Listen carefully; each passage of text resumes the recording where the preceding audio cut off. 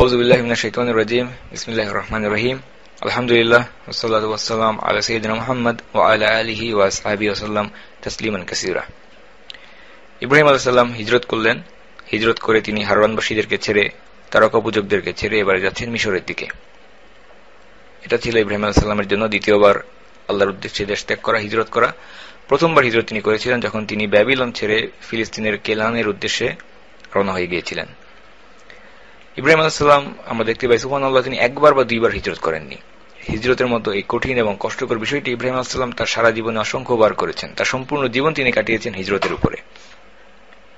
প্রথমবার যখন তিনি হিজরত করলেন, ব্যাবিলন ছেড়ে ফিলিস্তিনের উদ্দেশ্যে রওনা হয়ে গিয়েছিলেন। ব্যাবিলন ত্যাগ করার পূর্বে ইব্রাহিম আলাইহিস সালাম তার নিজের জাতির উদ্দেশ্যে, মুশরিকদের উদ্দেশ্যে একটি ছোট্ট কিন্তু খুবই তাৎপর্যপূর্ণ খুতবা প্রদান করেছেন। ইব্রাহিম আলাইহিস সালামের সেই খুতবা, সেই ভাষণ আমাদের জন্য অত্যন্ত গুরুত্বপূর্ণ, কারণ সেই ভাষণের মধ্যে আমরা যে বিষয়টি সম্পর্কে শিক্ষা লাভ করি সেটা আমাদেরকে দুইটি প্রশ্নের উত্তর প্রদান করে। এক নম্বর, কাফেরদের সাথে আমাদের শত্রুতার কারণ কি, এবং দুই নম্বর হচ্ছে সেই শত্রুতা কতদিন থাকবে।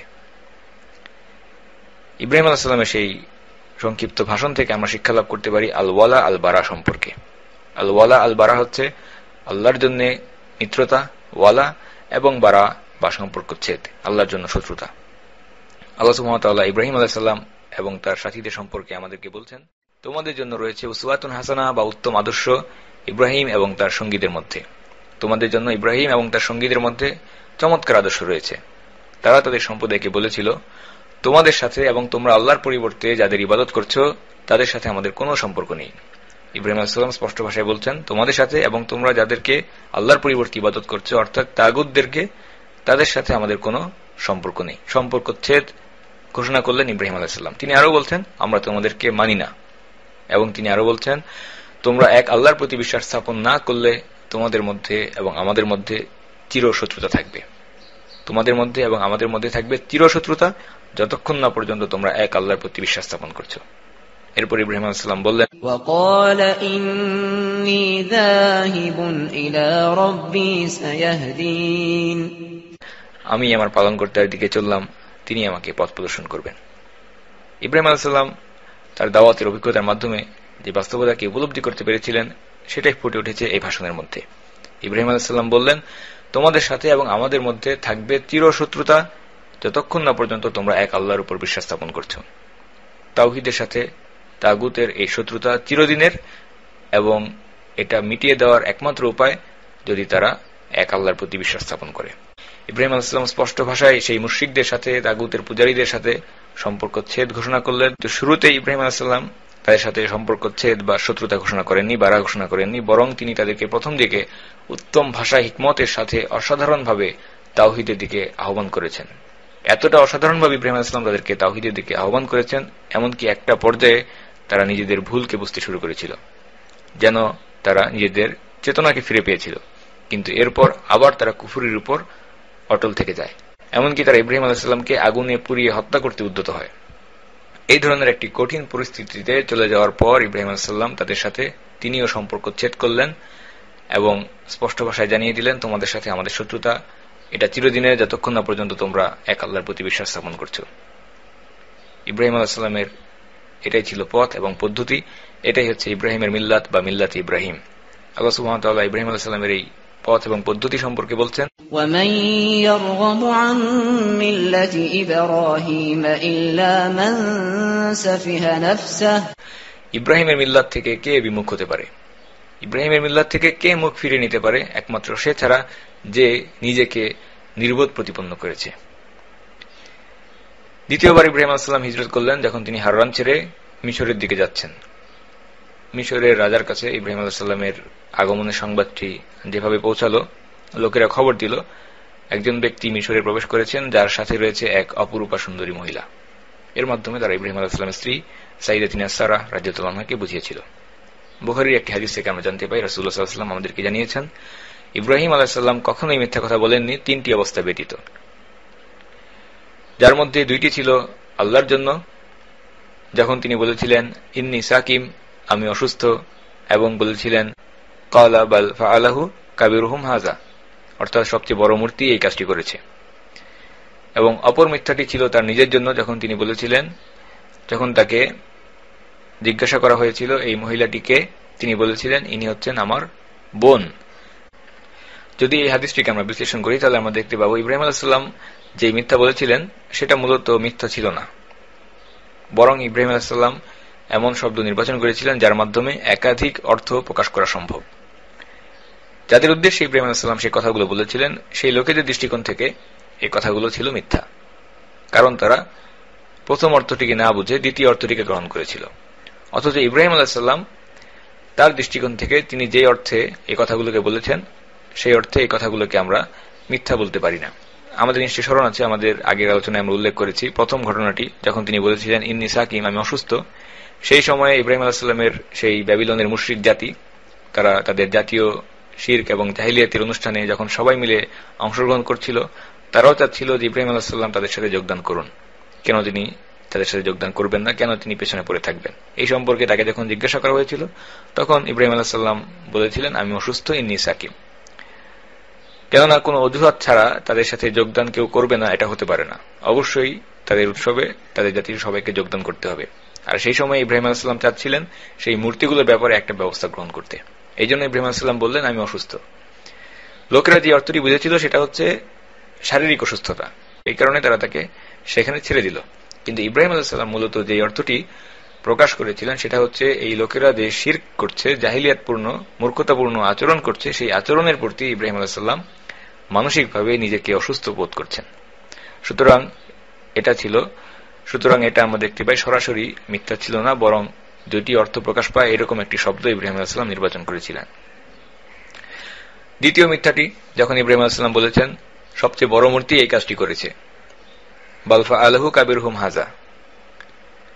এই ক্ষেত্রে আমরা দেখতে পাই যখন সেই মুশরিক লোকেরা ফিরে এসে দেখলো সবগুলো মূর্তি ভাঙা এবং বড় মূর্তিটি তার কাঁধে ঝুলছে কুড়াল, তখন তারা জিজ্ঞাসা করলো ইব্রাহিম আলাইহিস সালামকে কে এই কাজ করেছে। ইব্রাহিম আলাইহিস সালাম বললেন যে সবচেয়ে বড় মূর্তি এই কাজ করেছে, তাকে জিজ্ঞাসা করো, যদি সে সত্যি তোমাদের রব হয়ে থাকে তাহলে তো সে নিজেই বলে দেবে কে এই কাজ করেছে। ইব্রাহিম আলাইহিস সালাম এর মাধ্যমে যে বাস্তবতাটাকে তাদের সামনে উপস্থাপন করেছেন সেটা হচ্ছে যে এই মূর্তি তো কখনো কথা বলতে সক্ষম নয়, শুধু কথা বলা নয়, সে নিজে কিছু করতেও সক্ষম নয়। মূলত এই বক্তব্যের মাধ্যমে ইব্রাহিম আলাইহিস সালাম তাদের সামনে সেই মূর্তিগুলোর অসারতাকে ফুটিয়ে তুলেছেন। সুতরাং এটা ছিল দ্বিতীয় মিথ্যা, যে দুইটি মিথ্যা তিনি বলেছিলেন আল্লাহর উদ্দেশ্যে। তৃতীয় ঘটনাটি হচ্ছে যখন ইব্রাহিম আলাইহিস সালামকে তার সাথে থাকা মহিলা সম্পর্কে প্রশ্ন করা হলো যে এই মহিলাকে, ইব্রাহিম আলাইহিস সালাম বললেন ইনি হচ্ছেন আমার বোন। ইব্রাহিম আলাইহিস সালাম এই কথা গোপন করলেন যে সাইয়্যিদাতুনা সারাহ রাদিয়াল্লাহু আনহা তিনি হচ্ছেন তার স্ত্রী, কারণ তিনি বুঝতে পেরেছিলেন যদি তিনি বলতেন যে সারাহ রাদিয়াল্লাহু আনহা তিনি তার স্ত্রী, তাহলে সেই লোকেরা ইব্রাহিম আলাইহিস সালামকে হত্যা করত এবং সারাহ রাদিয়াল্লাহু আনহাকে ধরে নিয়ে মিশরের রাজার কাছে উপহার স্বরূপ পেশ করত। কারণ তারা কখনোই এটা চাইত না যে একজন মহিলার স্বামী জীবিত থাকা অবস্থায় সেই মহিলাকে ধরে নিয়ে অন্য একজন পুরুষের কাছে তারা তুলে দিবে। তো এখানে মিশরে প্রবেশ করার পর ইব্রাহিম আলাইহিস সালাম যখন এই বিষয়টি টের পেলেন তখন তিনি সাইয়্যিদাতুনা সারাহ রাদিয়াল্লাহু আনহার কাছে আসলেন এবং বললেন যে এই মুহূর্তে এই জমিনে তুমি এবং আমি ছাড়া আর কোনো ইমানদার বান্দা নেই। তো লোকেরা আমার কাছে এসেছিল এবং তোমার সম্পর্কে আমার কাছে জানতে চেয়েছিল, পরিচয় জানতে চেয়েছিল। আমি বলেছি তুমি আমার বোন। সুতরাং তারা যদি তোমার কাছে প্রশ্ন করে তাদের কাছে আমাকে মিথ্যাবাদী প্রতিপন্ন করো না, তাদেরকে বলবে তুমি আমার বোন। এরপর যখন লোকেরা সাইয়্যিদাতুনা সারাহ রাদিয়াল্লাহু আনহার কাছে আসলো এবং তাকে জিজ্ঞাসা করলো আপনার সাথে থাকা লোকের সাথে আপনার সম্পর্ক কি, সারাহ রাদিয়াল্লাহু আনহা তখন তিনি বললেন তিনি হচ্ছেন আমার ভাই। এরপর লোকেরা ইব্রাহিম আলাইহিস সালাম এবং সাইয়্যিদাতুনা সারাহ তাদের উভয়কে ধরে নিয়ে গেল মিশরের রাজার কাছে। এই ক্ষেত্রে আমরা দেখতে পাই নিঃসন্দেহে সারাহ তিনি ইব্রাহিম আলাইহিস সালামের দ্বীনী বোন ছিলেন বা ইসলামী বোন ছিলেন। কারণ আমরা দেখতে পাই ইব্রাহিম আলাইহিস সালাম বলছেন যে এই মুহূর্তে এই জমিনে তুমি এবং আমি ছাড়া আর কোনো ইমানদার বান্দা নেই। সুতরাং ইব্রাহিম আলাইহিস সালাম যে অর্থটির প্রতি ইঙ্গিত করেছিলেন সেটা হচ্ছে দ্বীনের ক্ষেত্রে ইব্রাহিম আলাইহিস সালাম এবং সারাহ তারা উভয়ে একে অপরের ভাই বা বোন। যখন সারাহকে ধরে নিয়ে ফেরাউনের কাছে নিয়ে আসা হলো, মিশরের রাজা বা বাদশাহদের উপাধি হচ্ছে ফেরাউন, ফেরাউন কোনো একক ব্যক্তি নয়। যখন ফেরাউনের সামনে উপস্থাপন করা হলো, ফেরাউন মিশরের সেই বাদশাহ, সে ছিল চরিত্রহীন লম্পট। তার সম্পর্কে এবং পরবর্তী ঘটনা সম্পর্কে রাসূলুল্লাহ সাল্লাল্লাহু আলাইহি ওয়াসাল্লাম আমাদেরকে বলছেন। যখন সারাহ সম্রাটের নিকট উপস্থাপিত হলেন এবং সম্রাট তার দিকে এগিয়ে এলো, তখন তিনি ওযু করার জন্য গেলেন এবং সালাতে রত হয়ে আল্লাহর নিকট দোয়া করে বললেন, ইয়া আল্লাহ, যদি তুমি এই সত্য জেনে থাকো আমি তোমার উপরে এবং তোমার রাসূলের উপর ঈমান এনেছি এবং আমি একমাত্র আমার স্বামীর জন্য সতীত্বকে রক্ষা করেছি, তাহলে তুমি আমার উপর এই কাফিরকে বিজয়ী করো না। সালাতের মাধ্যমে সারা আল্লাহ সুবহানাহু ওয়া তাআলার নিকট নিরাপত্তা কামনা করলেন এবং বললেন, তুমি আমার উপরে এই কাফিরকে বিজয়ী করো না। যখন মিশরের সেই ফেরাউন সাইয়্যিদাতিনা সারার দিকে অগ্রসর হল এবং তার হাত স্পর্শ করতে চাইল, তখন সারা আল্লাহর নিকট দোয়া করলেন এবং দোয়া করলেন, ইয়া আল্লাহ, তুমি তার বিরুদ্ধে ব্যবস্থা গ্রহণ করো। মুহূর্তের মধ্যে সেই লম্পট বাদশার হাত অবশ হয়ে গেল, প্যারালাইজড হয়ে গেল। রাজা ভয় পেয়ে গেল এবং সে আবার সারার নিকট অনুরোধ করল যে তোমার আল্লাহকে বলো আমার হাত সারিয়ে দিতে, আমি তোমাকে ছেড়ে দেব। সারা তিনি দোয়া করলেন আল্লাহর নিকট, ইয়া আল্লাহ, তুমি তার হাত ঠিক করে দাও, সারিয়ে দাও। সুতরাং আল্লাহ সুবহানাহু ওয়া তাআলা আবার তার দোয়া কবুল করলেন, রাজা তার হাত নাড়াতে সক্ষম হল। কিন্তু সেই লম্পট রাজা মিশরের ফেরাউন সে বিশ্বাসঘাতকতা করল, আবার সে সারার দিকে অগ্রসর হল।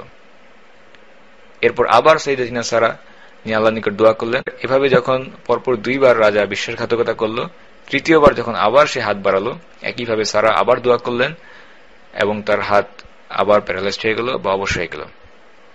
রাজা চূড়ান্তভাবে ভয় পেয়ে গেল এবং সে শেষমেশ আবারও সাইয়্যিদাতিনা সারাকে অনুরোধ করলো যে তুমি আল্লাহর নিকট দোয়া করো যেন তিনি আমার হাতকে সারিয়ে দেন, আমি তোমাকে ছেড়ে দেব। তৃতীয়বার পরপর সাইয়্যিদাতিনা সারা রাদিয়াল্লাহু আনহা আল্লাহর নিকট দোয়া করলেন এবং সেই মিশরের ফেরাউনের হাত ঠিক হয়ে গেল। এরপর সে বলে উঠল সেই লোকেদের উদ্দেশ্যে যারা সাইয়্যিদাতিনা সারাকে উপহার স্বরূপ মিশরের বাদশার নিকট পেশ করেছিল, তাদেরকে সেই রাজা বলে উঠল, তোমরা তো আমার কাছে কোনো মহিলা নয়, কোনো মানবী নয়, বরং একটা দানবীকে ধরে নিয়ে এসেছ, কোনো মহিলা নয়, একটা ডাইনি ধরে নিয়ে এসেছ। সুতরাং সেই মিশরের লম্পট ফেরাউন সে ভীত হয়ে সারাকে ছেড়ে দিল এবং শুধু তাই নয়, সাইয়্যিদাতিনা সারাকে সে ডাইনি মনে করার কারণে তাকে খুশি করার উদ্দেশ্যে একজনকে উপহারও দিলেন। একজন দাসীকে তিনি উপহার হিসেবে সাইয়্যিদাতিনা সারার কাছে পেশ করলেন এবং সেই দাসীকে নিয়ে সাইয়্যিদাতিনা সারা ইব্রাহিম আলাইহিস সালামের কাছে ফেরত আসলেন। এসে দেখলেন ইব্রাহিম আলাইহিস সালাম সালাতের মাধ্যমে সাইয়্যিদাতিনা সারার জন্য আল্লাহর নিকট দোয়া করছেন এবং যে দাসীকে নিয়ে সাইয়্যিদাতিনা সারা ইব্রাহিম আলাইহিস সালামের কাছে ফেরত আসলেন তিনি হচ্ছেন হাজর। সাইয়্যিদাতিনা হাজর তিনি হচ্ছেন ইসমাইল আলাইহিস সালামের মা, আরব জাতির মা এবং আল্লাহ রাসূল সাল্লাল্লাহু আলাইহি ওয়াসাল্লামের বংশলতিকাকে যদি আমরা পেছনের দিকে অগ্রসর করি আমরা দেখতে পাব সাইয়্যিদাতিনা হাজর তিনি আল্লাহ রাসূল সাল্লাল্লাহু আলাইহি ওয়াসাল্লামেরও আদিমাতা। এই হাদিসটির বর্ণনাকারী আবু হুরায়রা রাদিয়াল্লাহু আনহু তিনি সাহাবীদের উদ্দেশ্যে বলছেন, হে আসমানের পানির অধিবাসীরা, অর্থাৎ ইসমাইলের বংশধরেরা, এই হাজরই হচ্ছেন তোমাদের আদিমাতা। আউযু বিল্লাহি মিনাশ শাইতানির রাজীম। বিসমিল্লাহির রহমানির রহিম। আলহামদুলিল্লাহ ওয়াসসালাতু ওয়াসসালামু আলা সাইয়্যিদিনা মুহাম্মদ ওয়া আলা আলিহি ওয়া আসহাবিহি ওয়াসাল্লাম তাসলিমান কাসীরা। বুখারীতে বর্ণিত আছে, ইব্রাহিম আলাইহিস সালাম তিনি নিজেই নিজের খাতনাকে পরিপূর্ণ করেছিলেন। খাতনা করা এটা মানুষের স্বভাব ধর্ম বা ফিতরাতের একটি সুন্নাত। ইব্রাহিম আলাইহিস সালাম এই সুন্নাতকে পরিপূর্ণ করার আদেশ পেয়েছেন আল্লাহ সুবহানাহু ওয়া তাআলার তরফ থেকে এবং সেই সময় ইব্রাহিম আলাইহিস সালামের বয়স ছিল ৮০ বছরের থেকেও বেশি। যখন ইব্রাহিম আলাইহিস সালাম ৮০ বছরের থেকেও বেশি বয়স্ক, সেই সময়ে তিনি কোন ধরনের ব্যথানাশক কিংবা চেতনানাশক ছাড়াই নিজের খাতনা নিজেই সম্পূর্ণ করেছেন। আল্লাহ সুবহানাহু ওয়া তাআলার কাছ থেকে এই আদেশ আসার সাথে সাথেই ইব্রাহিম আলাইহিস সালাম সেটাকে বাস্তবায়িত করেছেন।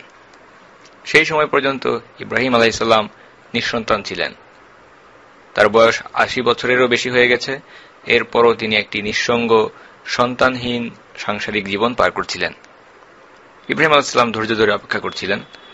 ইব্রাহিম আলাইহিস সালামের স্ত্রী সাইয়্যিদাতিনা সারা তিনি ইব্রাহিম আলাইহিস সালামকে বললেন যে আপনি সন্তান লাভের আশায় হাজরাকে স্ত্রী হিসেবে গ্রহণ করতে পারেন। অর্থাৎ সারা তিনি নিজেই ইব্রাহিম আলাইহিস সালামকে অনুমতি দিলেন যে সন্তান লাভের আশায় তিনি যেন হাজরাকে বিয়ে করেন। ইব্রাহিম আলাইহিস সালামকে পরবর্তীতে আল্লাহ সুবহানাহু ওয়া তাআলা দুইজন নেক সন্তানের সুসংবাদ প্রদান করলেন, যাদের একজনকে আল্লাহ সুবহানাহু ওয়া তাআলা বলেছেন গুলাম হালিম এবং অপরজনকে আল্লাহ সুবহানাহু ওয়া তাআলা বলেছেন গুলাম আলিম। গুলাম হালিম এর অর্থ হচ্ছে, হালিম শব্দের অর্থ হচ্ছে শান্ত, ভদ্র প্রকৃতির, ধৈর্যশীল এবং তিনি অনেক সহনশীল। গুলাম হালিম এর মাধ্যমে ইসমাইল আলাইহিসসালামকে বোঝানো হয়েছে এবং ইসহাক আলাইহিসসালামকে আল্লাহ সুবহানাহু ওয়া তাআলা কুরআনে আলিম অর্থাৎ জ্ঞানী বলে বর্ণনা করেছেন। এই প্রসঙ্গে আমরা আরেকটি বিষয় উল্লেখ করতে পারি। বাইবেলে এই বিষয়টি নিয়ে একটি আকর্ষণীয় উক্তি রয়েছে যেটা আমরা শেয়ার করতে পারি, কারণ বাইবেলের সেই উক্তিটি শুধুমাত্র আমাদেরকে ইসমাইল আলাইহিসসালাম সম্পর্কে ধারণা দেয় না, বরং অতিরিক্ত আরো বেশ কিছু তথ্য বর্ণনা করে। বাইবেলের বুক অফ জেনেসিস, সেখানে বাক্যটিতে বলা হয়েছে, As for Ismail, I have heard thee, behold, I have blessed him, and will make him fruitful, and multiply him exceedingly. 12 princes shall he beget, and I will make him into a great nation. যার অর্থ আমরা বলতে পারি, এবং ইসমাইলের ব্যাপারে শুনে রাখো, আমি তাকে অনুগ্রহ করেছি, তাকে বরকতময় করেছি এবং তাকে বহু গুণে বাড়িয়ে দিয়েছি। তার থেকে আমি 12 জন যুবরাজকে বের করব, 12 প্রিন্সেস, যাদেরকে তার বংশধরদের মধ্য থেকে বের করা হবে, এবং তাকে আমি একটি মহান জাতির অন্তর্ভুক্ত করে দেব। সুতরাং বাইবেল থেকে আমরা জানতে পারি ইসমাইল আলাইহিস সালাম সম্পর্কে বলা হয়েছে, ইসমাইল আলাইহিস সালাম তিনি হচ্ছেন অনুগ্রহপ্রাপ্ত। আল্লাহ সুবহানাহু ওয়া তাআলার পক্ষ থেকে তিনি অনুগ্রহ লাভ করেছেন এবং আল্লাহ সুবহানাহু ওয়া তাআলা ইসমাইল আলাইহিস সালামের সন্তানদেরকে বহুগুণে বৃদ্ধি করে দেবেন, তার সন্তানদের বংশ বৃদ্ধি করে দেবেন। এবং আমরা জানি ইসমাইল আলাইহিস সালামের সন্তানরা হচ্ছে আরবরা হচ্ছে ইসমাইল আলাইহিস সালামের সন্তান। এবং আরো বলা হচ্ছে তার বংশধরদের মধ্য থেকে 12 জন যুবরাজ বা 12 প্রিন্সেস, যাদেরকে আল্লাহ সুবহানাহু ওয়া তাআলা নির্বাচিত করবেন, বের করে নিয়ে আসবেন। যেমন একটি হাদিসে আমরা জানতে পারি রাসূলুল্লাহ সাল্লাল্লাহু আলাইহি ওয়াসাল্লাম আমাদেরকে বলেছেন, এই উম্মতের উপরে 12 জন খলিফা হবে এবং তারা প্রত্যেকে হবে কুরাইশ। এই উম্মতের উপরে হবে 12 জন খলিফা এবং তারা প্রত্যেকে হবে কুরাইশ। সুতরাং একদিকে বাইবেলের উক্তি এবং অন্যদিকে রাসূল সাল্লাল্লাহু আলাইহি ওয়াসাল্লামের রেখে যাওয়া হাদিস, এই উভয়ের মধ্যে সমন্বয় করলে আমরা দেখতে পাই সেই 12 জন যুবরাজ বা 12 প্রিন্সেস এর মাধ্যমে মূলত রাসূল সাল্লাল্লাহু আলাইহি ওয়াসাল্লামের হাদিসে বর্ণিত 12 জন খলিফার কথাই বলা হয়েছে। এবং এও বলা হয়েছে রাসূল সাল্লাল্লাহু আলাইহি ওয়াসাল্লাম বলেছেন সেই 12 জন খলিফা তারা প্রত্যেকেই হবেন কুরাইশ। আর আমরা জানি কুরাইশরা হচ্ছে ইসমাইল আলাইহিস সালামের সরাসরি বংশধরদের মধ্যে অন্যতম। সেই 12 জন যুবরাজ বা 12 জন খলিফার মধ্যে 4 জন সম্পর্কে আমরা নিশ্চিত করে বলতে পারি, সেই 4 জন হচ্ছেন আবু বকর, ওমর, উসমান এবং আলী রাদিয়াল্লাহু তাআলা আনহুম। এবং কেউ কেউ পঞ্চম খলিফা হিসেবে ওমর বিন আব্দুল আজিজ রাহিমাহুল্লাহকে অন্তর্ভুক্ত করেছেন। এবং 12 জনের মধ্যে সবার শেষে যিনি আসবেন তার সম্পর্কে আমরা নিশ্চিতভাবে জানি, তিনি হচ্ছেন আল মাহাদি, ইমাম মাহাদি।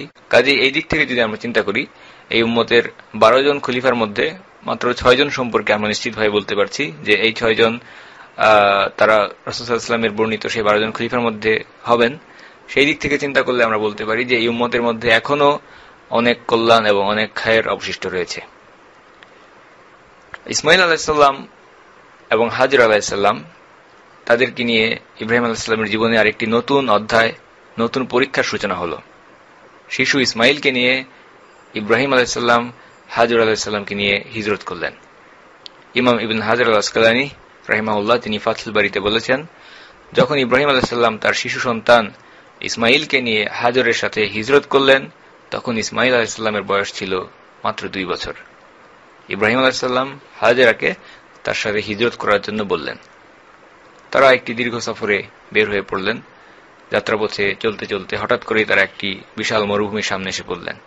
অনুর্বর, জনবসতির চিহ্নবিহীন রুক্ষ পরিবেশ, উত্তপ্ত মরুভূমি, কোনো লোকজন নেই, না আছে কোনো আবাসস্থল, চতুর্দিকে বিস্তীর্ণ জনবিরল একটি মরুভূমি। পথ চলতে চলতে হঠাৎ করে একটি জায়গায় ইব্রাহিম আলাইহিস সালাম দাঁড়িয়ে পড়লেন এবং সেখানেই হাজেরাকে থাকার নির্দেশ দিলেন। পাথেয় হিসেবে তাদেরকে দিলেন সামান্য কিছু খেজুর একটি থলির মধ্যে এবং 1 মশক পানি, সামান্য কিছু খেজুর এবং পানি। এতটুকু দিয়ে ইব্রাহিম আলাইহিস সালাম হাজর আলাইহিস সালামকে সেখানে রেখে কোনো কথা না বলে চলে আসতে থাকেন, ফেরত আসতে থাকেন। চোখের সামনে ঘটনাগুলো কি ঘটছে হাজর আলাইহিস সালাম তিনি কিছুই বিশ্বাস করতে পারছেন না। কিভাবে এই ধরনের একটি বিস্তীর্ণ মরুভূমির মধ্যে সম্পূর্ণ জনবিরল একটি এলাকায় 2 বছরের শিশু সন্তান সহ একটি মাকে রেখে এসে চলে আসা যায়, যেখানে না আছে কোনো আবাসস্থল, না আছে কোনো জনবসতি কিংবা খাদ্য বা পানীয়েরও কোনো ব্যবস্থা নেই। ইব্রাহিম আলাইহিস সালাম যখন তাদেরকে সেখানে রেখে চলে আসছেন, হাজর আলাইহিস সালাম তিনি শিশু সন্তান ইসমাইল আলাইহিসসালামকে নিয়ে ইব্রাহিম আলাইহিসসালামের পেছনে পেছনে আসতে লাগলেন এবং প্রশ্ন করতে লাগলেন, আপনি কি আমাদেরকে এখানে ফেলে রেখে চলে যাচ্ছেন? কাদের কাছে আমাদেরকে রেখে যাচ্ছেন? এখানে তো গাছপালা, জনবসতি, লোকজন কিছুই নেই। ইব্রাহিম আলাইহিসসালাম কোন প্রশ্নের উত্তর দিলেন না, একবার পেছনের দিকে ফিরেও তাকালেন না। হাজরা আলাইহিসসালাম আবার প্রশ্ন করলেন, আপনি আমাদেরকে এখানে কাদের কাছে রেখে যাচ্ছেন? ইব্রাহিম আলাইহিসসালাম তার মতো হেঁটে ফেরত আসছেন। অবশেষে হাজরা আলাইহিসসালাম তাকে বললেন, এই আদেশ এটা কি আল্লাহ আপনাকে দিয়েছেন? ইব্রাহিম আলাইহিসসালাম বললেন, হ্যাঁ, আল্লাহ আমাকে এই আদেশ দিয়েছেন। হাজরা আলাইহিসসালাম তখন বললেন, যদি আল্লাহ আমাদেরকে এই আদেশ দিয়ে থাকেন তাহলে আল্লাহ আমাদেরকে ধ্বংস করবেন না। হাজরা আলাইহিসসালাম বললেন, যদি আল্লাহ আমাদেরকে আদেশ দিয়ে থাকেন এই মরুভূমির মধ্যে আমাদেরকে রেখে আসার জন্য, তাহলে আল্লাহ আমাদেরকে কখনোই ধ্বংস করবেন না। সুবহানাল্লাহ। এই বাক্যের মাধ্যমে আমরা দেখতে পাই হাজরা আলাইহিসসালামের ঈমান এবং তাওয়াক্কুলের এক অনুপম দৃষ্টান্ত আমাদের সামনে ফুটে উঠেছে। হাজরা আলাইহিসসালাম তিনি বলছেন, এরা যদি আল্লাহর আদেশ হয়ে থাকে যে এই রকম একটি এলাকায় জনবসতি নেই, কোনো খাদ্য নেই, পানীয় নেই, কিন্তু আল্লাহ আমাদেরকে আদেশ দিয়েছেন এখানে রেখে আসার জন্য, তাহলে আল্লাহ আমাদের জন্য যথেষ্ট, তিনি আমাদের রক্ষণাবেক্ষণ করবেন, আল্লাহ আমাদেরকে কখনোই ধ্বংস করে দিবেন না। হাজরা আলাইহিসসালাম তিনি পরিতৃপ্ত হৃদয়ে সেখানে থেকে গেলেন এবং ইব্রাহিম আলাইহিসসালামও তার স্ত্রী এবং সন্তানকে রেখে সামনে পথ চলতে লাগলেন। ইব্রাহিম আলাইহিসসালাম সামনে অগ্রসর হতে হতে যখন একটি গিরিপথের বাঁকে এসে পৌঁছালেন, যেখান থেকে তার স্ত্রী এবং সন্তানকে আর দেখা যাচ্ছে না, সেই সময়ে তিনি পেছন ফিরে তাকালেন। বর্তমানে যে স্থানে বাইতুল্লাহ কাবা ঘর অবস্থিত, সেই স্থানটির দিকে ইব্রাহিম আলাইহিসসালাম মুখোমুখি হয়ে দাঁড়ালেন। এরপর তিনি দুই হাত তুলে আল্লাহ সুবহানাহু ওয়া তাআলার কাছে দোয়া করলেন এবং বললেন, হে আমাদের রব, আমি আমার এক সন্তানকে তোমার পবিত্র গৃহের নিকটে জনবিরল চাষাবাদহীন এক উপত্যকায় রেখে এসেছি, তাদেরকে আবাদ করেছি। হে আমাদের রব, যেন তারা সালাত কায়েম করে। অতঃপর আপনি কিছু মানুষের অন্তরকে তাদের দিকে আকৃষ্ট করে দিন এবং তাদেরকে ফল ফলাদি দ্বারা রুজি দান করুন। সম্ভবত তারা কৃতজ্ঞতা প্রকাশ করবে, যেন তারা কৃতজ্ঞতা প্রকাশ করে। ইব্রাহিম আলাইহিস সালামের দোয়াটা লক্ষ্য করলে আমরা দেখতে পাই, ইব্রাহিম আলাইহিস সালাম এই দোয়ায় সবার প্রথমে কোন বিষয়টি চেয়েছেন?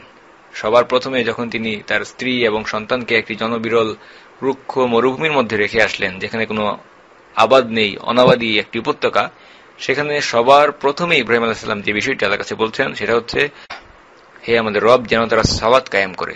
তাদেরকে আমি এখানে রেখে আসলাম যেন তারা সালাত কায়েম করে। রব্বানা লিইকিমুস সালাহ। এবং দ্বিতীয়তে ইব্রাহিম আলাইহিস সালাম তাদের সম্পর্কে বলছেন, অতঃপর আপনি কিছু মানুষের অন্তরকে তাদের দিকে আকৃষ্ট করে দিন। সামাজিক যে চাহিদাগুলো সেগুলো যেন তারা পূরণ করতে পারে, এই বিষয়ে ইব্রাহিম আলাইহিস সালাম বলছেন। এরপর আপনি কিছু মানুষের অন্তরকে তাদের দিকে আকৃষ্ট করে দিন এবং সবার শেষে ইব্রাহিম আলাইহিস সালাম বলছেন তাদেরকে রিজিক দান করুন ফল ফলাদি দ্বারা।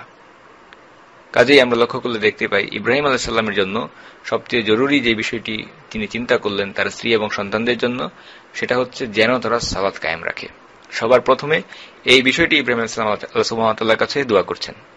পরবর্তীতে ইব্রাহিম আলাইহিস সালাম সামাজিক প্রয়োজনের জন্য কিছু মানুষের অন্তরকে তাদের দিকে আকৃষ্ট করে দেওয়ার জন্য আল্লাহ সুবহানাহু ওয়া তাআলার কাছে দোয়া করছেন এবং সবার শেষে মানুষের যে জৈবিক চাহিদা, ক্ষুধা, সেই বিষয়টি পূরণ করার জন্য ইব্রাহিম আলাইহিস সালাম বলছেন তাদেরকে রিজিক দান করুন ফল ফলাদির মাধ্যমে। এবং সবগুলো বিষয় কেন ইব্রাহিম আলাইহিস সালাম চাইছেন সেটাও তিনি বলছেন খুবই সুন্দরভাবে, যেন তারা কৃতজ্ঞতা বা শুকরিয়া প্রকাশ করতে পারে। যদি আল্লাহ সুবহানাহু ওয়া তাআলা তাদেরকে এই বিষয়গুলো দেন, আশা করা যায় যে তারা এর শুকরিয়া আদায় করবে। এই ধরনের একটা কঠিন মুহূর্তে যখন কিনা আমরা আমাদের নিজেদের পরিবারের নিরাপত্তার কথাকে সবার প্রথমে চিন্তা করি, খাবার পানীয়ের কথা চিন্তা করি, সেই সময়ে ইব্রাহিম আলাইহিস সালাম ভাবছিলেন সালাতের কথা। একই রকম একটি ঘটনা আমরা দেখতে পাই সাহাবাদের মধ্যে। সাহাবারা আমরা জানি তারা প্রশিক্ষণপ্রাপ্ত হয়েছেন রাসূলুল্লাহ সাল্লাল্লাহু আলাইহি ওয়াসাল্লামের নিজের হাতে। রাসূলুল্লাহ সাল্লাল্লাহু আলাইহি ওয়াসাল্লাম সাহাবাদেরকে একদিন দাজ্জালের ভয়াবহ ফিতনা সম্পর্কে বলছিলেন, তাদেরকে সতর্ক করে দিচ্ছিলেন। আল্লাহ রাসূল সাল্লাল্লাহু আলাইহি ওয়াসাল্লাম বললেন, দাজ্জাল তোমাদের মধ্যে 40 দিন অবস্থান করবে। একদিন হবে একটা বছরের মতো, একটা দিন হবে একটা মাসের মতো, অপর আরেকটি দিন হবে এক সপ্তাহের মতো, এবং বাকি দিনগুলো তোমাদের সাধারণ দিনগুলোর মতোই হবে। দাজ্জালের ভয়াবহ পরীক্ষা, ফিতনা, এই বিষয়গুলো নিয়ে যখন রাসূল সাল্লাল্লাহু আলাইহি ওয়াসাল্লাম আলোচনা করছেন এবং দিবসগুলোর বর্ণনা দিচ্ছেন, সেই বর্ণনা শুনে সাহাবাদের মনে একটি প্রশ্ন জেগে উঠল। একটি দিন যদি হয় এক বছরের মতো, একটি দিন যদি হয় এক মাসের মতো, একটি দিন যদি হয় এক সপ্তাহের মতো, এই বিষয়টি শুনে সাহাবাদের মনে একটি প্রশ্ন জেগে উঠল। কি ছিল সেই প্রশ্নটি? সাহাবারা প্রশ্ন করলেন, যে দিনটা 1 বছরের সমান লম্বা হবে, সেই দিনে আমরা বর্তমানে একদিনের যে পরিমাণ 24 ঘন্টা, সেই একদিনে যেভাবে সালাত আদায় করি সেভাবে সালাত আদায় করাই কি যথেষ্ট হবে? লক্ষ্য করে দেখুন, সাহাবারা প্রশ্ন করছেন সালাত আদায় করা নিয়ে। দাজ্জালের ভয়াবহ ফিতনা, এটা শুনে সাহাবাদের মধ্যে প্রথম যে বিষয়টি নিয়ে চিন্তা ভাবনা জেগে উঠেছিল সেটা হচ্ছে সেই সময়ে, সেই কঠিন পরিস্থিতিতে আমরা কিভাবে সালাত আদায় করব, সময়ের ব্যবধান কতটুকু হবে। সুতরাং নবীদের হাতে যে সমস্ত মানুষেরা তৈরি হয়েছেন, আল্লাহ রাসূল সাল্লাল্লাহু আলাইহি ওয়াসাল্লাম যাদেরকে তৈরি করেছেন, ইব্রাহিম আলাইহিস সালাম তার স্ত্রী এবং সন্তানের জন্য যে দোয়া করছেন, প্রত্যেকের ক্ষেত্রে আমরা দেখতে পাই তাদের জন্য মৌলিক চাহিদা, বেসিক নিড সবার প্রথমে ছিল আধ্যাত্মিক যে প্রয়োজন, একজন বান্দার সাথে আল্লাহ সুবহানাহু ওয়া তাআলার যে সম্পর্ক, স্পিরিচুয়াল নিড, এটা তাদের জন্য সবার আগে প্রয়োজন। এটাই ইব্রাহিম আলাইহিস সালাম সবার প্রথমে দোয়া করে নিশ্চিত করেছেন, হে আমাদের রব, যেন তারা সালাত কায়েম করে। এই জন্যই তো আমি আমার সন্তান এবং স্ত্রীকে একটি চাষাবাদহীন জনবিরল উপত্যকায় রেখে আসলাম, তাদেরকে আবাদ করলাম। এবং একই সাথে আমরা লক্ষ্য করে দেখতে পাই ইব্রাহিম আলাইহিস সালাম শুধুমাত্র স্পিরিচুয়াল নিড বা আধ্যাত্মিক বিষয়গুলোর জন্য দোয়া করেননি, বরং তাদের সেখানে বেঁচে থাকার জন্য রিজিক প্রয়োজন, খাদ্য প্রয়োজন, এই বিষয়টিও ইব্রাহিম আলাইহিস সালাম আল্লাহ সুবহানাহু ওয়া তাআলার কাছে চেয়েছেন। তবে সিরিয়াল অনুসারে এটা ইব্রাহিম আলাইহিস সালাম শেষের দিকে স্থান দিয়েছেন। সুতরাং আমরা আল্লাহ সুবহানাহু ওয়া তাআলার কাছে দুনিয়াও প্রার্থনা করি এবং একই সাথে আমরা আল্লাহ সুবহানাহু ওয়া তাআলার কাছে আখিরাতও চাই। তবে লক্ষণীয় বিষয় হচ্ছে যে বিষয়টির গুরুত্ব বেশি সেটাকে আমাদের আগে প্রার্থনা করতে হবে এবং যে বিষয়টির গুরুত্ব কম সেটাকে আমরা শেষের দিকে আল্লাহ সুবহানাহু ওয়া তাআলার কাছে চাইব। এবং ইব্রাহিম আলাইহিস সালাম যেভাবে আল্লাহ সুবহানাহু ওয়া তাআলার কাছে দোয়া করেছিলেন, আল্লাহ সুবহানাহু ওয়া তাআলা তার থেকেও বেশি সুন্দরভাবে ইব্রাহিম আলাইহিস সালামের সেই দোয়াকে কবুল করেছেন। ইব্রাহিম আলাইহিস সালাম দোয়া করেছিলেন কিছু মানুষের অন্তরকে তাদের দিকে আকৃষ্ট করে দেওয়ার জন্য। আজকে আমরা দেখতে পাই পৃথিবীর 4 প্রান্ত থেকে, সব দিক থেকে মানুষেরা হজ করার জন্য মক্কায় ছুটে আসেন। এটা তো সেই স্থান যেখানে ইব্রাহিম আলাইহিস সালাম তার সন্তান ইসমাইল এবং তার স্ত্রী হাজরাকে রেখে গিয়েছিলেন। সারা দুনিয়া থেকে মানুষ সেখানে ছুটে আসেন এবং মক্কা পৃথিবীর সবথেকে যে শহরটিকে ভিজিট করা হয় সেই শহর, সবথেকে বেশি মানুষ যে শহরটিকে ভিজিট করেন সেটা হচ্ছে মক্কা, যেখানে আল্লাহর ঘর বাইতুল্লাহ অবস্থিত। শুধুমাত্র আল্লাহর ঘরের আকর্ষণে মানুষ চারদিক থেকে সেখানে ছুটে আসেন এবং আল্লাহ সুবহানাহু ওয়া তাআলা তিনি কুরআনে খুবই সুন্দরভাবে তার ঘর বাইতুল্লাহর বর্ণনা দিয়েছেন।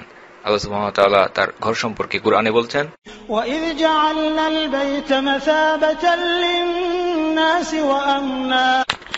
আল্লাহ সুবহানাহু ওয়া তাআলা বলছেন, وَإِذْ جَعَلْنَا الْبَيْتَ مَثَابَةً لِلنَّاسِ, এই ঘরকে আমি মানুষের জন্য বানিয়েছি বাইতুল মাসাবাহ। মাসাবাহ এই শব্দের অর্থ আমরা দেখতে পাই শাব্দিক অর্থে, যখন একটি উটের বাচ্চা সে খেলতে যায়, কিছুক্ষণ পরপর সে ফিরে এসে তার মাকে দেখে, তার মাকে দেখার জন্য একটু পরপর সে খেলা থেকে ফিরে আসে। এই বারবার ফিরে আসাকে, একটি আকর্ষণ এবং শান্তি লাভ করার জন্য ফিরে আসাকে, এটাকে বলা হয়ে থাকে মাসাবাহ। সুতরাং আল্লাহ সুবহানাহু ওয়া তাআলা বলছেন তার ঘর বাইতুল্লাহ হচ্ছে মাসাবাহ, যেখানে আপনি যাচ্ছেন এবং আপনার অন্তর সেখানে আকৃষ্ট হয়ে যাচ্ছে, সেটাকে দেখে এবং সেখানে গিয়ে আপনি আল্লাহ সুবহানাহু ওয়া তাআলার প্রতি ভালোবাসাকে জাগ্রত করছেন, হৃদয়ে প্রশান্তি অনুভব করছেন, আপনার হৃদয়ে একটি টান অনুভব করছেন।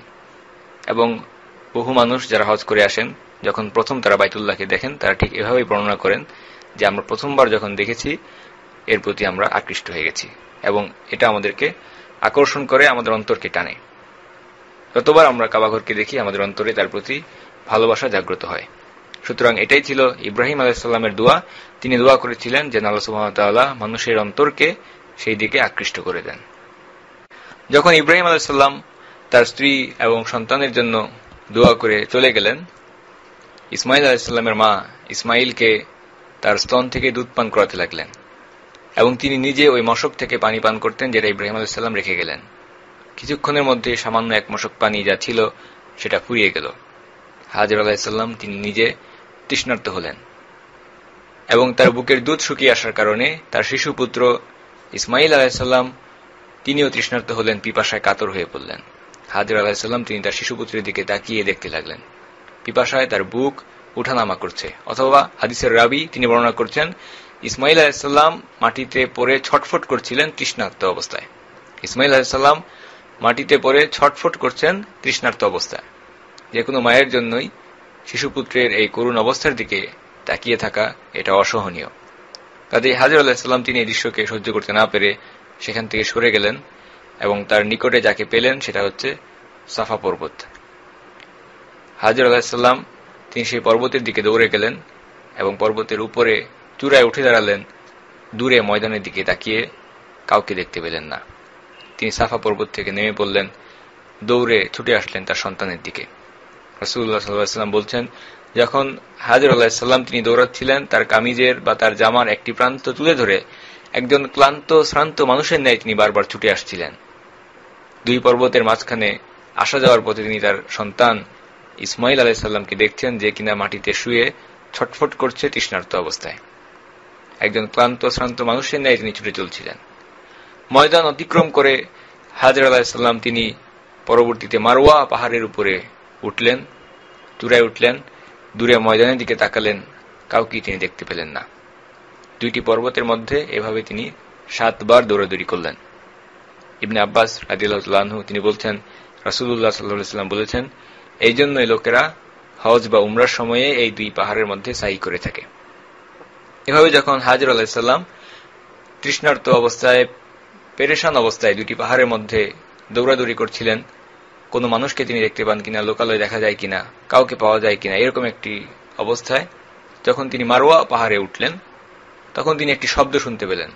হাজর আলাইহিস সালাম তিনি ভাবলেন যে তিনি হয়তো ভুল শুনছেন, এ কারণে তিনি নিজেই নিজেকে বললেন, অপেক্ষা করো। এরপর আবার তিনি একাগ্রচিত্তে সেই শব্দটিকে শুনতে পেলেন। এরপর আবার তিনি একাগ্রচিত্তে সেই শব্দ শুনতে পেলেন। তখন তিনি নিজেই নিজেকে বললেন, তুমি তো তোমার শব্দ শুনিয়েছ আর আমিও শুনেছি, যদি তোমার কাছে কোনো সাহায্যকারী থাকে তাহলে আমাকে সাহায্য করো। এরপর হাজর আলাইহিস সালাম যেখানে তার শিশুপুত্র ইসমাইল আলাইহিস সালাম শুয়েছিলেন সেদিকে তাকিয়ে দেখলেন একজন ফেরেশতাকে। আজকে যেখানে জমজম কূপ অবস্থিত সেখানে তাকিয়ে তিনি একজন ফেরেশতাকে দেখতে পেলেন। ফেরেশতা সেখানে আপন ডানা দ্বারা আঘাত করতে লাগলেন। ফলে ইসমাইল আলাইহিস সালাম যেখানে শুয়েছিলেন তার নিচ থেকে, মাটি থেকে পানি বের হতে লাগলো।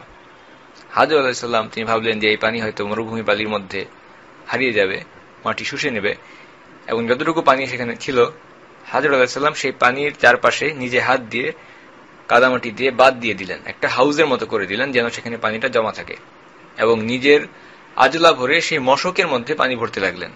তিনি ভাবলেন যে পানি তো ফুরিয়ে যাবে, কাজেই যে মশকটা ছিল সামান্য একটা ছোট মশক, সেই মশকের ভিতরে তিনি পানি ভরতে লাগলেন। কিন্তু এরপরও দেখা গেল সেখান থেকে পানি উপচে উঠতে থাকলো। হাদিসের বর্ণনাকারী ইবনে আব্বাস রাদিয়াল্লাহু আনহু তিনি বলছেন, রাসূলুল্লাহ সাল্লাল্লাহু আলাইহি ওয়াসাল্লাম বলেছেন, আল্লাহ ইসমাইলের মাকে রহম করুন, তিনি যদি বাঁধ না দিয়ে জমজমকে ছেড়ে দিতেন, কিংবা রাসূলুল্লাহ সাল্লাল্লাহু আলাইহি ওয়াসাল্লাম বলেছেন যদি কোষে ভরে পানি মশকে জমা না করতেন, তাহলে সেই জমজম একটি কুয়োর মধ্যেই থেমে না থেকে একটি প্রবহমান ঝর্ণায় পরিণত হতো, একটি নদীতে পরিণত হতো। এরপর হাজর আলাইহিস সালাম তিনি পানি পান করলেন, তার শিশুপুত্র ইসমাইল আলাইহিস সালামকেও দুধ পান করালেন, এবং তখন সেই সম্মানিত ফেরেশতা তাকে বললেন, আপনি ধ্বংসের কোনো আশঙ্কা করবেন না, ক্ষতির কোনো আশঙ্কা করবেন না, কেননা এখানেই রয়েছে বাইতুল্লাহ, আল্লাহর ঘর। এই শিশুপুত্র, এই শিশুটি এবং তার পিতা উভয়ে মিলে এখানে ঘর নির্মাণ করবেন, এবং আল্লাহ তার আপনজনকে কখনো ধ্বংস করেন না। সুতরাং ফেরেশতার সেই কথা থেকে গুরুত্বপূর্ণ অনেকগুলো বিষয় জানা যাচ্ছে। সেই সম্মানিত ফেরেশতা হাজর আলাইহিস সালামকে বলছেন যে এখানেই রয়েছে বাইতুল্লাহ, আল্লাহর ঘর, যেখানে জমজম কূপ অবস্থিত সেই স্থানটির কাছেই রয়েছে বাইতুল্লাহ, এবং এই শিশুটি তার পিতা অর্থাৎ ইব্রাহিম আলাইহিস সালাম এবং ইসমাইল আলাইহিস সালাম তারা দুইজনে মিলে এই ঘরকে নির্মাণ করবেন। এবং সবার শেষে বলছেন আল্লাহ তার আপনজনদেরকে কখনো ধ্বংস করে দেন না। বর্তমানে যেখানে কাবা ঘর অবস্থিত, সেই সময়ে সেই স্থানটিতে একটি উঁচু টিলার মতো ছিল, জমিন থেকে কিছুটা উঁচু টিলার মতো ছিল বাইতুল্লাহ স্থানটিতে, এবং দুইটি পাহাড়ের মধ্যবর্তী হওয়ার কারণে বিভিন্ন সময়ে পাহাড়ির ঢল বা বন্যা আসার কারণে সেই উঁচু টিলার ডানে বামে ভেঙে যাচ্ছিল। সেখানেই হাজর আলাইহিস সালাম বসবাস করছিলেন, দিন যাপন করছিলেন। পানির ব্যবস্থা হয়ে গেল, কিন্তু কোনো জনবসতি বা লোকালয় সেখানে ছিল না, কোনো সামাজিক জীবন তাদের ছিল না। ইসমাইল আলাইহিস সালাম এবং হাজর আলাইহিস সালাম তারা সেখানে পানির মাধ্যমে সার্ভাইভ করতে লাগলেন। ঘটনাক্রমে ইয়েমেন দেশের যাযাবর জুরহুম গোত্রের একদল লোক, একটি কাফেলা যেখানে জমজম কূপ অবস্থিত সেই স্থানটির কাছ দিয়ে অতিক্রম করছিল। হাদিসের বর্ণনাকারী বলেন যে জুরহুম পরিবারের কিছু লোক কাদা নামক উঁচু ভূমির পথ ধরে এদিকে আসছিল। তারা মক্কার নিচু ভূমিতে অবতরণ করল এবং আকাশের দিকে তাকিয়ে তারা দেখতে পেল যে এক ঝাঁক পাখি চক্র আকারে উঠছে। তারা তখন নিজেদের মধ্যে বলল, যখন এখানে পাখি উঠছে তার মানে নিশ্চয়ই এখানে খাদ্য বা পানীয়ের কোনো সন্ধান আছে। মরুভূমি বা যেখানে জনবিরল এলাকা সেখানে যদি দেখা যায় যে আকাশে পাখি উঠছে, এর অর্থ একটাই, হয়তো সেখানে কোনো খাদ্য আছে অথবা পানীয় আছে। কাজেই সেই কাফেলা থেকে দুইজন লোককে তারা সেই স্থানটিতে কি হয়েছে সেটা তদন্ত করার জন্য পাঠালো। তারা এই পথ ধরে, ময়দানের পথ ধরে বহুবার অতিক্রম করেছে, কিন্তু তারা জানে যে এখানে পানির কোনো উৎস নেই। দুইজন সংবাদবাহক তারা যখন আসলো সেখানে সে দেখতে পেল পানির একটি উৎস সৃষ্টি হয়েছে, একটি কুয়ো সৃষ্টি হয়েছে। ফিরে গিয়ে তারা কাফেলার সবাইকে সংবাদ দিল এখানে পানি পাওয়া গেছে। সংবাদ শুনে কাফেলার সবাই সেই দিকটিতে অগ্রসর হলো। যেহেতু তারা যাযাবর গোত্র ছিল, কাজেই যখন তারা দেখলো এখানে পানির একটি স্থায়ী উৎস, একটি কুয়ো আছে, সেখানে স্থায়ীভাবে বসবাস করার জন্য আগ্রহী হয়ে তারা সেখানে এসে ভিড় করল। হাদিসের বর্ণনাকারী বলছেন, ইসমাইল আলাইহিসসালামের মা সেই পানির উৎসের নিকটেই ছিলেন। তারা এসে বলল, আমরা আপনার নিকটবর্তী স্থানে আপনার কাছাকাছি বসবাস করতে চাই, আপনি আমাদেরকে এর অনুমতি দিবেন কিনা। লক্ষ্য করলে আমরা দেখতে পাই যে একজন নিঃসঙ্গ মহিলা, যার শিশু সন্তান ছাড়া আর কোনো আশ্রয়স্থল বা সহায় কেউ নেই, তার কাছে এসে একটি যাযাবর গোত্র সশস্ত্র লোকেরা এসে অনুমতি চাচ্ছে যে আমরা আপনার কাছে থাকার অনুমতি চাই, আপনি অনুমতি দিবেন কিনা। কাজে সেখানে এসে তারা যে প্রশ্নটি করল, থাকার জন্য অনুমতি প্রার্থনা, এই প্রশ্নটি তাদের জন্য একটি অদ্ভুত প্রশ্ন, এবং যে উত্তর বা জবাব তারা পেল সেই জবাবও তাদের জন্য একটি অদ্ভুত জবাব। হাজর আলাইহিসসালাম তিনি কি জবাব দিয়েছিলেন? হাজর আলাইহিসসালাম তাদেরকে জবাব দিয়েছিলেন, ঠিক আছে, তোমরা এখানে থাকতে পারবে, কিন্তু পানির নিয়ন্ত্রণ, পানির অধিকার এটা আমাদের মধ্যেই থাকবে, তোমাদের নয়। তো এই উত্তরটি কেন অদ্ভুত হলো? কারণ হাজর আলাইহিসসালাম, আমরা বলেছি, তিনি সেখানে বার্গেন করার মতো বা শর্ত দেওয়ার মতো কোনো অবস্থায় ছিলেন না। এরপর তিনি বলছেন যে পানির অধিকার আমাদের কাছে থাকবে, তোমরা পানি দাবি করতে পারবে না। সুতরাং পানির নিয়ন্ত্রণ আমাদের কাছে থাকবে, এটা মেনে নিয়ে যদি তোমরা এখানে জনবসতি স্থাপন করতে চাও, সেই শর্তে তোমরা এখানে থাকতে পারো। জুরহুম গোত্র এই শর্তে রাজি হয়ে গেল। তারা বলল, আমরা রাজি। সুতরাং এভাবে আমরা দেখতে পাচ্ছি যে ইব্রাহিম আলাইহিস সালামের দোয়াগুলো কিভাবে কবুল হচ্ছে।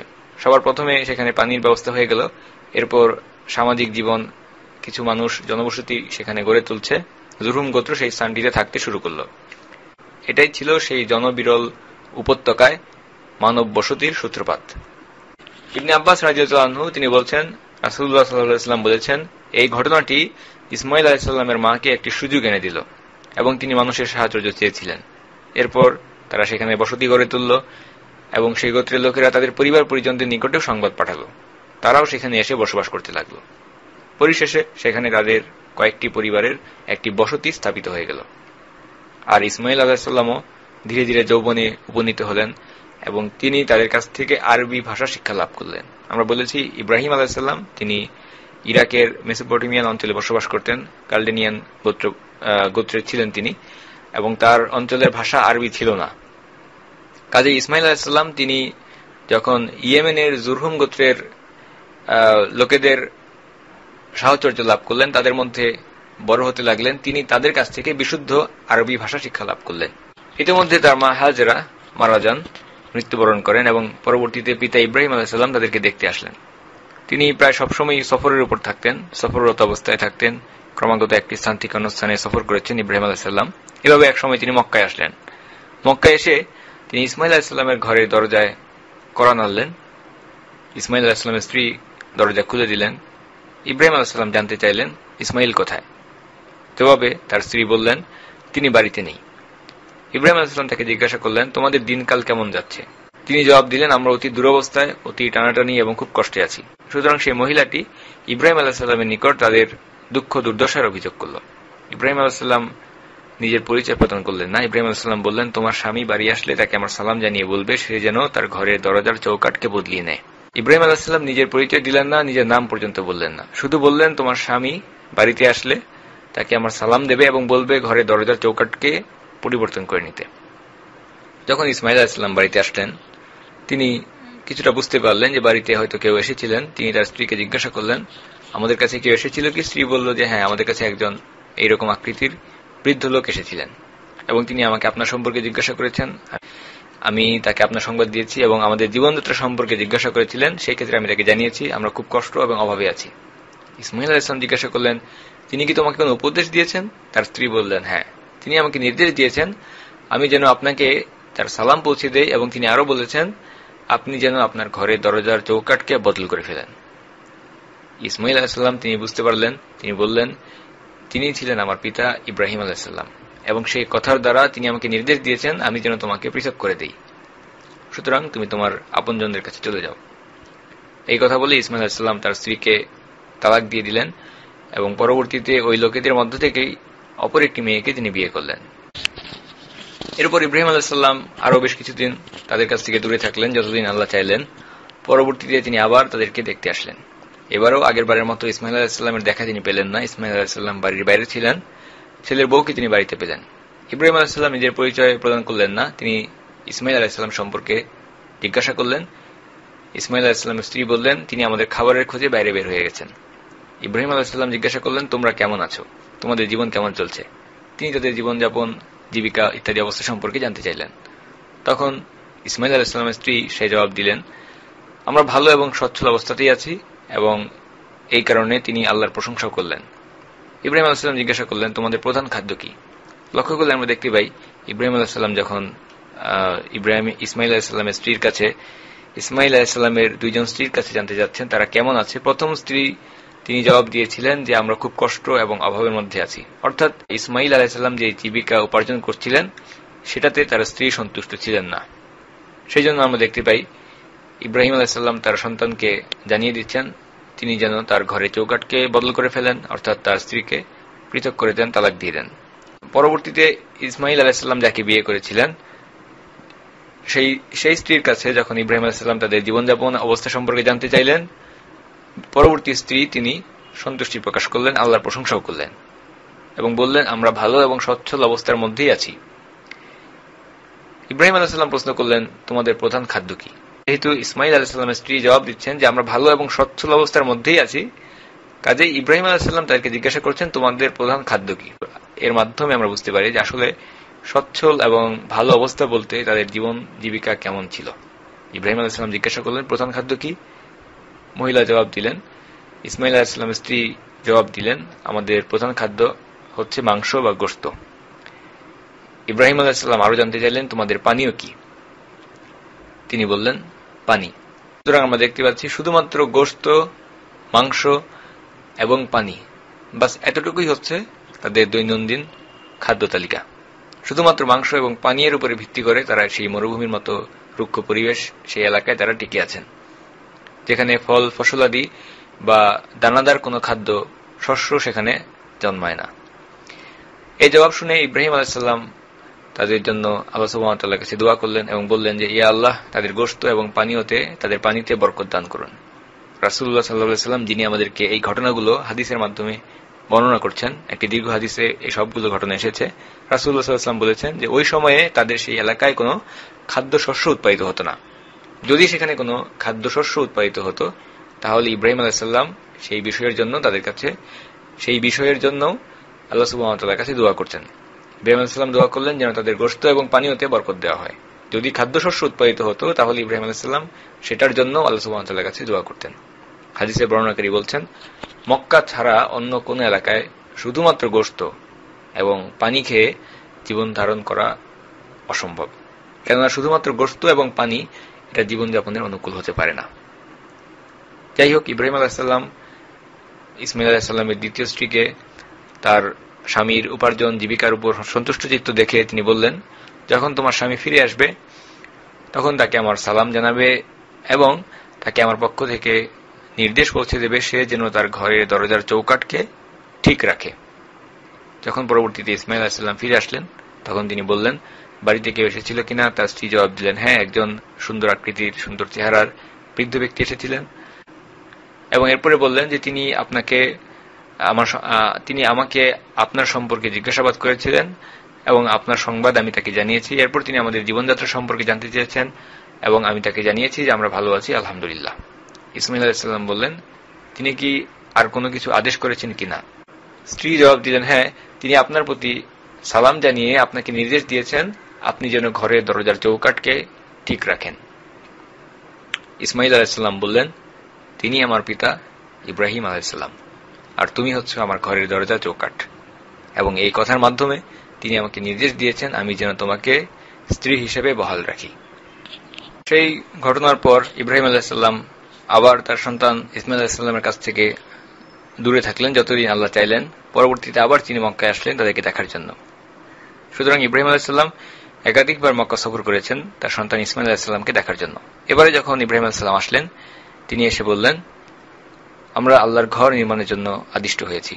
আল্লাহ আমাকে আদেশ করেছেন যেন আমি এখানে আল্লাহর ঘর বাইতুল্লাহকে নির্মাণ করি। ইব্রাহিম আলাইহিস সালাম যখন আসলেন, তিনি দেখতে পেলেন জমজম কূপের নিকটে, জমজম কূপের কাছে একটি বিরাট বৃক্ষের নিচে বসে ইসমাইল আলাইহিস সালাম তার একটি তীরকে মেরামত করছেন। দীর্ঘদিন পর পিতা পুত্রের সাক্ষাৎ, যখন তিনি তার পিতাকে দেখতে পেলেন, তিনি দাঁড়িয়ে তার দিকে এগিয়ে গেলেন। হাদিসের বর্ণনাকারী বলছেন, এরপর একজন পিতা তার পুত্রের সঙ্গে এবং পুত্র তার পিতার সঙ্গে সাক্ষাৎ হলে যেরূপ করে থাকেন তারা উভয়ে তাই করলেন। এরপর ইব্রাহিম আলাইহিস সালাম তার সন্তানকে বললেন, হে ইসমাইল, আল্লাহ আমাকে একটি কাজের নির্দেশ দিয়েছেন, আল্লাহ আমাকে একটি কাজের জন্য আদেশ দিয়েছেন। ইসমাইল আলাইহিস সালাম বললেন, আপনার রব আপনাকে যা আদেশ করেছেন সেটাই বাস্তবায়িত করুন। ইব্রাহিম আলাইহিস সালাম বললেন, তুমি আমাকে সাহায্য করবে কি? ইসমাইল আলাইহিস সালাম বললেন, আমি আপনার সাহায্য করব। ইব্রাহিম আলাইহিস সালাম বললেন, আল্লাহ আমাকে এখানে একটি ঘর বানাতে নির্দেশ দিয়েছেন।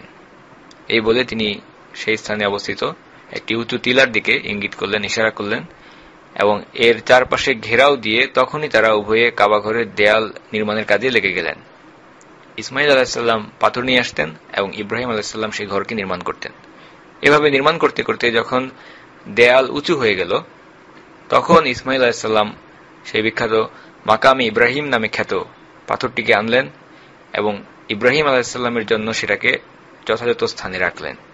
ইব্রাহিম আলাইহিস সালাম সেই পাথরের উপরে দাঁড়িয়ে বাকি নির্মাণ কাজ করতে লাগলেন।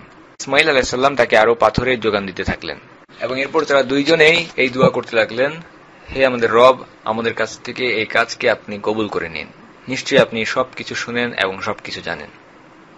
এবং তারা উভয়ে আবার কাবাঘর তৈরি করতে থাকলেন এবং কাবাঘরের চারদিকে ঘুরে ঘুরে তারা এই দোয়া করতে লাগলেন, ربنا تقبل منا إنك أنت السميع العليم। হে আমাদের রব, আমাদের এই কাজকে আপনি কবুল করে নিন, নিশ্চয়ই আপনি সবকিছু জানেন এবং সবকিছু শুনেন। এবং আল্লাহ সুবহানাহু ওয়া তাআলা আমরা দেখতে পাই এই বিষয়টি আমাদের জন্য কুরআনের মাধ্যমে উপস্থাপন করেছেন। ইব্রাহিম আলাইহিস সালামের কাবাঘর নির্মাণের ঘটনাটি আল্লাহ সুবহানাহু ওয়া তাআলা কুরআনে বলেছেন, আমি এই ঘরকে মানুষের জন্য মাসাবাহ বা সম্মেলনস্থল এবং শান্তির আলোয় করলাম এবং তোমরা ইব্রাহিমের দাঁড়ানোর স্থানটিকে সালাতের জায়গা বানাও। এবং আমি ইব্রাহিম এবং ইসমাইলকে আদেশ করলাম, তোমরা আমার গৃহকে তাওয়াফকারী, অবস্থানকারী এবং রুকু সিজদাকারীদের জন্য পবিত্র করে রাখো। وَإِذْ قَالَ إِبْرَاهِيمُ رَبِّ اجْعَلْ هَذَا بَلَدًا آمِنًا وَارْزُقْ أَهْلَهُ مِنَ الثَّمَرَاتِ مَنْ آمَنَ مِنْهُمْ بِاللَّهِ وَالْيَوْمِ الْآخِرِ। ইব্রাহিম আলাইহিস সালাম তিনি বললেন, হে আমাদের রব, এই স্থানকে তুমি শান্তির স্থান করো এবং এর অধিবাসীদের মধ্যে যারা আল্লাহ এবং কিয়ামতে বিশ্বাস করে তাদেরকে ফল ফলাদি দ্বারা রিজিক দান করো। قال ومن كفر فأمتعه قليلا ثم أضطره إلى عذاب النار وبئس المصير।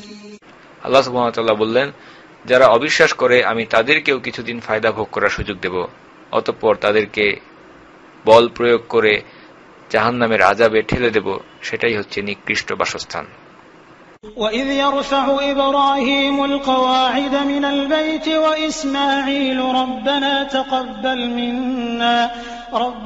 تَقَبَّلْ مِنَّا إِنَّكَ أَنْتَ السَّمِيعُ الْعَلِيمُ। স্মরণ করো যখন ইব্রাহিম এবং ইসমাইল এই ঘরের ভিত্তি স্থাপন করেছিল, তারা দোয়া করছিল, রব্বানা তাকাব্বাল মিন্না, হে আমাদের রব, তুমি আমাদের এই কাজকে কবুল করে নাও। রব্বানা তাকাব্বাল মিন্না ইন্নাকা আনতাস সামিউল আলিম, নিশ্চয়ই তুমি শ্রবণকারী, সর্বজ্ঞানী। ইব্রাহিম আলাইহিস সালাম তিনি দোয়া করেছিলেন, রব্বি হাবলি মিনাস সলিহিন, হে আল্লাহ, তুমি আমাকে নেক সন্তান দান করো। ইব্রাহিম আলাইহিস সালাম শুধুমাত্র এটা দোয়া করেননি যে তুমি আমাকে সন্তান দান করো, বরং ইব্রাহিম আলাইহিস সালাম আল্লাহ সুবহানাহু ওয়া তাআলার কাছে দোয়া করেছেন, হে আল্লাহ তুমি আমাকে নেক সন্তান দান করো। ইব্রাহিম আলাইহিস সালাম একটি নিঃসঙ্গ জীবনযাপন করছিলেন, 80 বছরের একজন বৃদ্ধ, কিন্তু কোনো সন্তান নেই। এমনকি এরকম একটা বয়সে চলে গেলে আমরা দেখি মানুষ সন্তান লাভের কোনো আশাই আর রাখেন, আশাকে ছেড়ে দেয়। অথচ এরপরও ইব্রাহিম আলাইহিস সালাম আল্লাহ সুবহানাহু ওয়া তাআলার কাছে দোয়া করছিলেন যে হে আল্লাহ তুমি আমাকে একজন নেক সন্তান দান করো।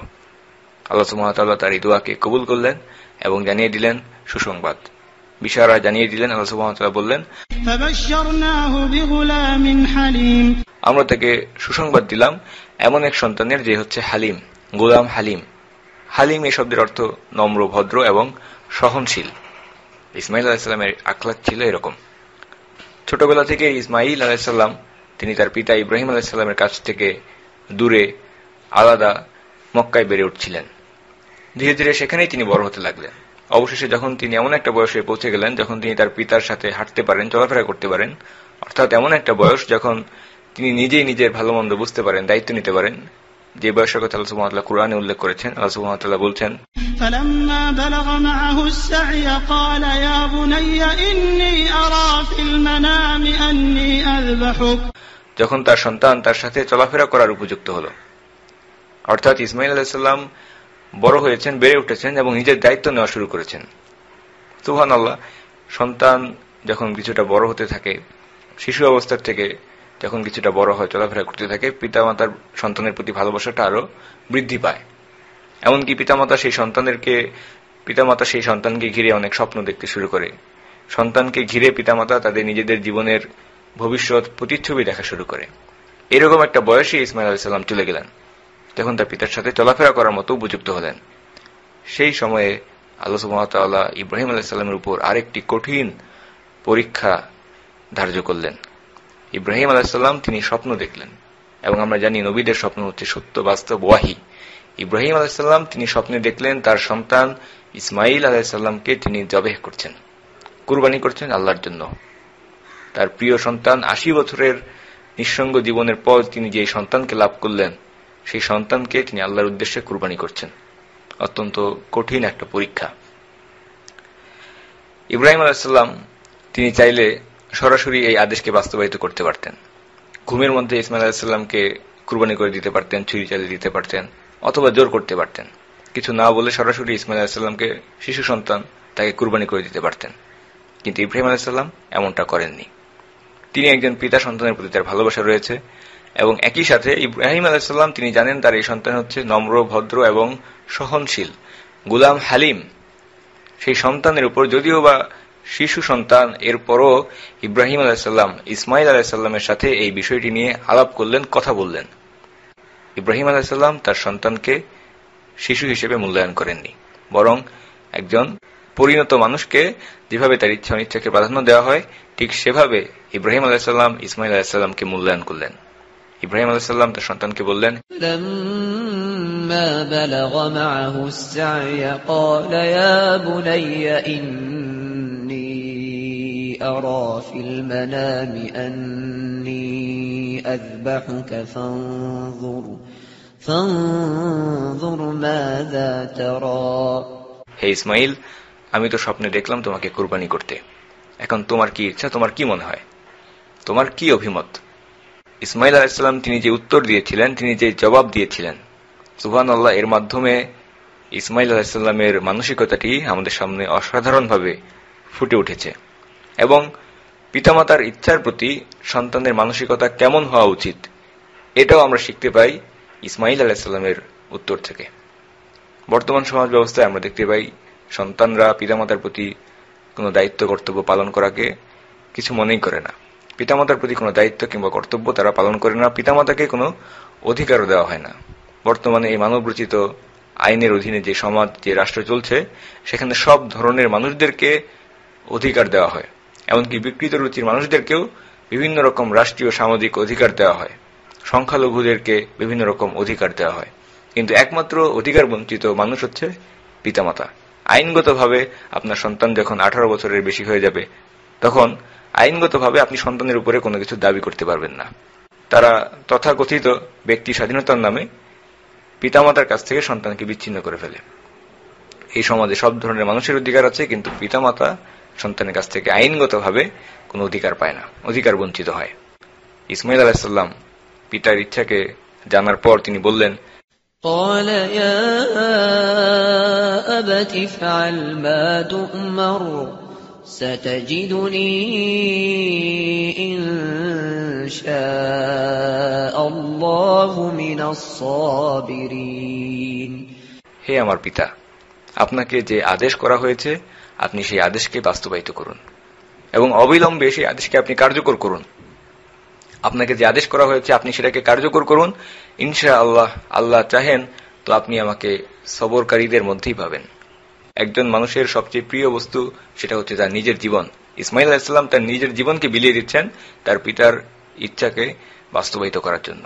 সুবহানাল্লাহ। বর্তমান সময়ে আমরা দেখতে পাই সন্তান পিতামাতার প্রতি তাদেরকে দেখাশোনা করা, তাদের খোঁজ খবর নেওয়া, বৃদ্ধ বয়সে তাদের পাশে থাকা, এই দায়িত্বকে অনেক বড় বলে মনে করে এবং অনেকেই এই দায়িত্ব পালন করে না। পিতামাতাকে তারা এমন একটা অবস্থায়, পরিত্যক্ত অবস্থায় ফেলে আসে, অবশেষে বৃদ্ধাশ্রমে তাদেরকে দেখাশোনা করতে হয়।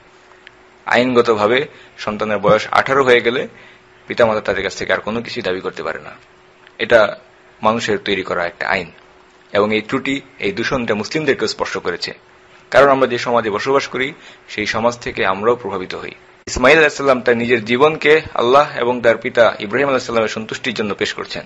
ইসমাইল আলাইহিস সালাম বললেন, আপনাকে যেটা আদেশ করা হয়েছে আপনি সেটাই বাস্তবায়ন করেন, ইনশাআল্লাহ আপনি আমাকে ধৈর্যশীলদের মধ্যেই পাবেন। এবং এই উক্তির মাধ্যমে আমরা দেখতে পাই ইসমাইল আলাইহিস সালাম তিনি একজন সহনশীল, নম্র, ভদ্র, আল্লাহ যেটা বলেছেন গুলাম হালিম, সেই হালিম ইসমাইল আলাইহিস সালাম ছিলেন। কারণ ইসমাইল আলাইহিস সালাম সরাসরি এভাবে বলেন নাই যে আপনি আমাকে সবরকারী হিসেবেই পাবেন, বরং তিনি বিনয়ের সাথে বলছেন যে যারা সবরকারী তাদের মধ্যে একজন ব্যক্তি হিসেবে ইনশাআল্লাহ যদি আল্লাহ চান তো আপনি আমাকে পাবেন। ইসমাইল আলাইহিস সালাম তার নিজের এই কাজের জন্য কোনো নিশ্চয়তা দিচ্ছেন না, তিনি বলছেন যদি আল্লাহ আমাকে ধৈর্যশীল অবস্থায় রাখেন ইনশাআল্লাহ আপনি আমাকে সেভাবেই পাবেন। এবং এটা খুবই গুরুত্বপূর্ণ একটা বিষয়। আমরা কখনোই আমাদের কোনো কাজের নিশ্চয়তা দিতে পারি না যে আমরা এটা করবই, বরং আমাদের বলা উচিত যদি আল্লাহ চান তো আমরা এই কাজটা আশা করি করতে পারবো। এবং আমাদের সবসময় আল্লাহর তৌফিক চাওয়া উচিত, কারণ আল্লাহর তৌফিক ছাড়া কোনো কাজ হয় না। যেমন আমরা সালাতে সবসময় বলে থাকি ইহদিনাস সিরাতাল মুস্তাকিম, হে আল্লাহ তুমি আমাদেরকে সরল পথে চালিত করো, আমাদেরকে সাহায্য করো, আমাদেরকে হেদায়েত দাও এবং আমরা যেন তোমার ইবাদত করতে পারি সেই সুযোগ আমাদের দাও। যখন আল্লাহ সুবহানাহু ওয়া তাআলা আমাদেরকে সেই সুযোগ দেন আমরা আল্লাহর ইবাদত করে থাকি, এরপর আমাদের সেটার জন্য শুকরিয়া পেশ করা উচিত যে হে আল্লাহ তুমি আমাদেরকে সুযোগ দিয়েছো বলেই আমরা তোমার ইবাদত করতে পেরেছি। এরপর আল্লাহ সুবহানাহু ওয়া তাআলা কুরআনে উল্লেখ করছেন فَلَمَّا أَسْلَمَا وَتَلَّهُ لِلْجَبِينِ। অতঃপর যখন তারা নিজেদেরকে আমার সামনে সমর্পণ করলো, যখন পিতা পুত্র উভয়েই আনুগত্য প্রকাশ করলো, ফালাম্মা আসলামা, পিতা পুত্র উভয়েই আত্মসমর্পণ করলো, আনুগত্য প্রকাশ করলো এবং ইব্রাহিম তাকে জবেহ করার জন্য শুইয়ে দিল। আল্লাহ সুবহানাহু ওয়া তাআলা এই দৃশ্যটাকে আমাদের চোখের সামনে অঙ্কন করছেন। এমন একটা অবস্থা, এমন একটা দৃশ্য যেখানে ইসমাইল আলাইহিস সালাম উপর হয়ে মাটিতে শুয়ে আছেন, তার কপাল মাটিতে শুয়ে আছে এবং ইব্রাহিম আলাইহিস সালাম তার হাতে ছুরি বা খঞ্জর ধরে ইসমাইল আলাইহিস সালামের ঘাড়ের উপর রাখছেন। যখন তারা তাদেরকে আমার সামনে সমর্পণ করলো, সঁপে দিল, পেশ করলো, আত্মসমর্পণ করলো। আসলামা এবং ইসলাম আমরা দেখতে পাই এই দুইটা শব্দ একই শব্দমূল বা একই ধাতু থেকে উৎপন্ন হয়েছে। আল্লাহ সুবহানাহু ওয়া তাআলা বললেন তারা নিজেদেরকে সঁপে দিয়েছিল, আত্মসমর্পণ করেছে। সেই অবস্থায়, সেই দৃশ্যে পিতা এবং পুত্র উভয়েই চূড়ান্তভাবে নিজেদেরকে সঁপে দিল, আত্মসমর্পণ করল। আত্মসমর্পণ করা নিজের ইচ্ছাকে, এটাই হচ্ছে ইসলাম। মুসলিম অর্থই যে ব্যক্তি নিজের ইচ্ছাকে, নিজের ইচ্ছা অনিচ্ছাকে সম্পূর্ণভাবে আল্লাহর কাছে সমর্পণ করে সঁপে দেয়।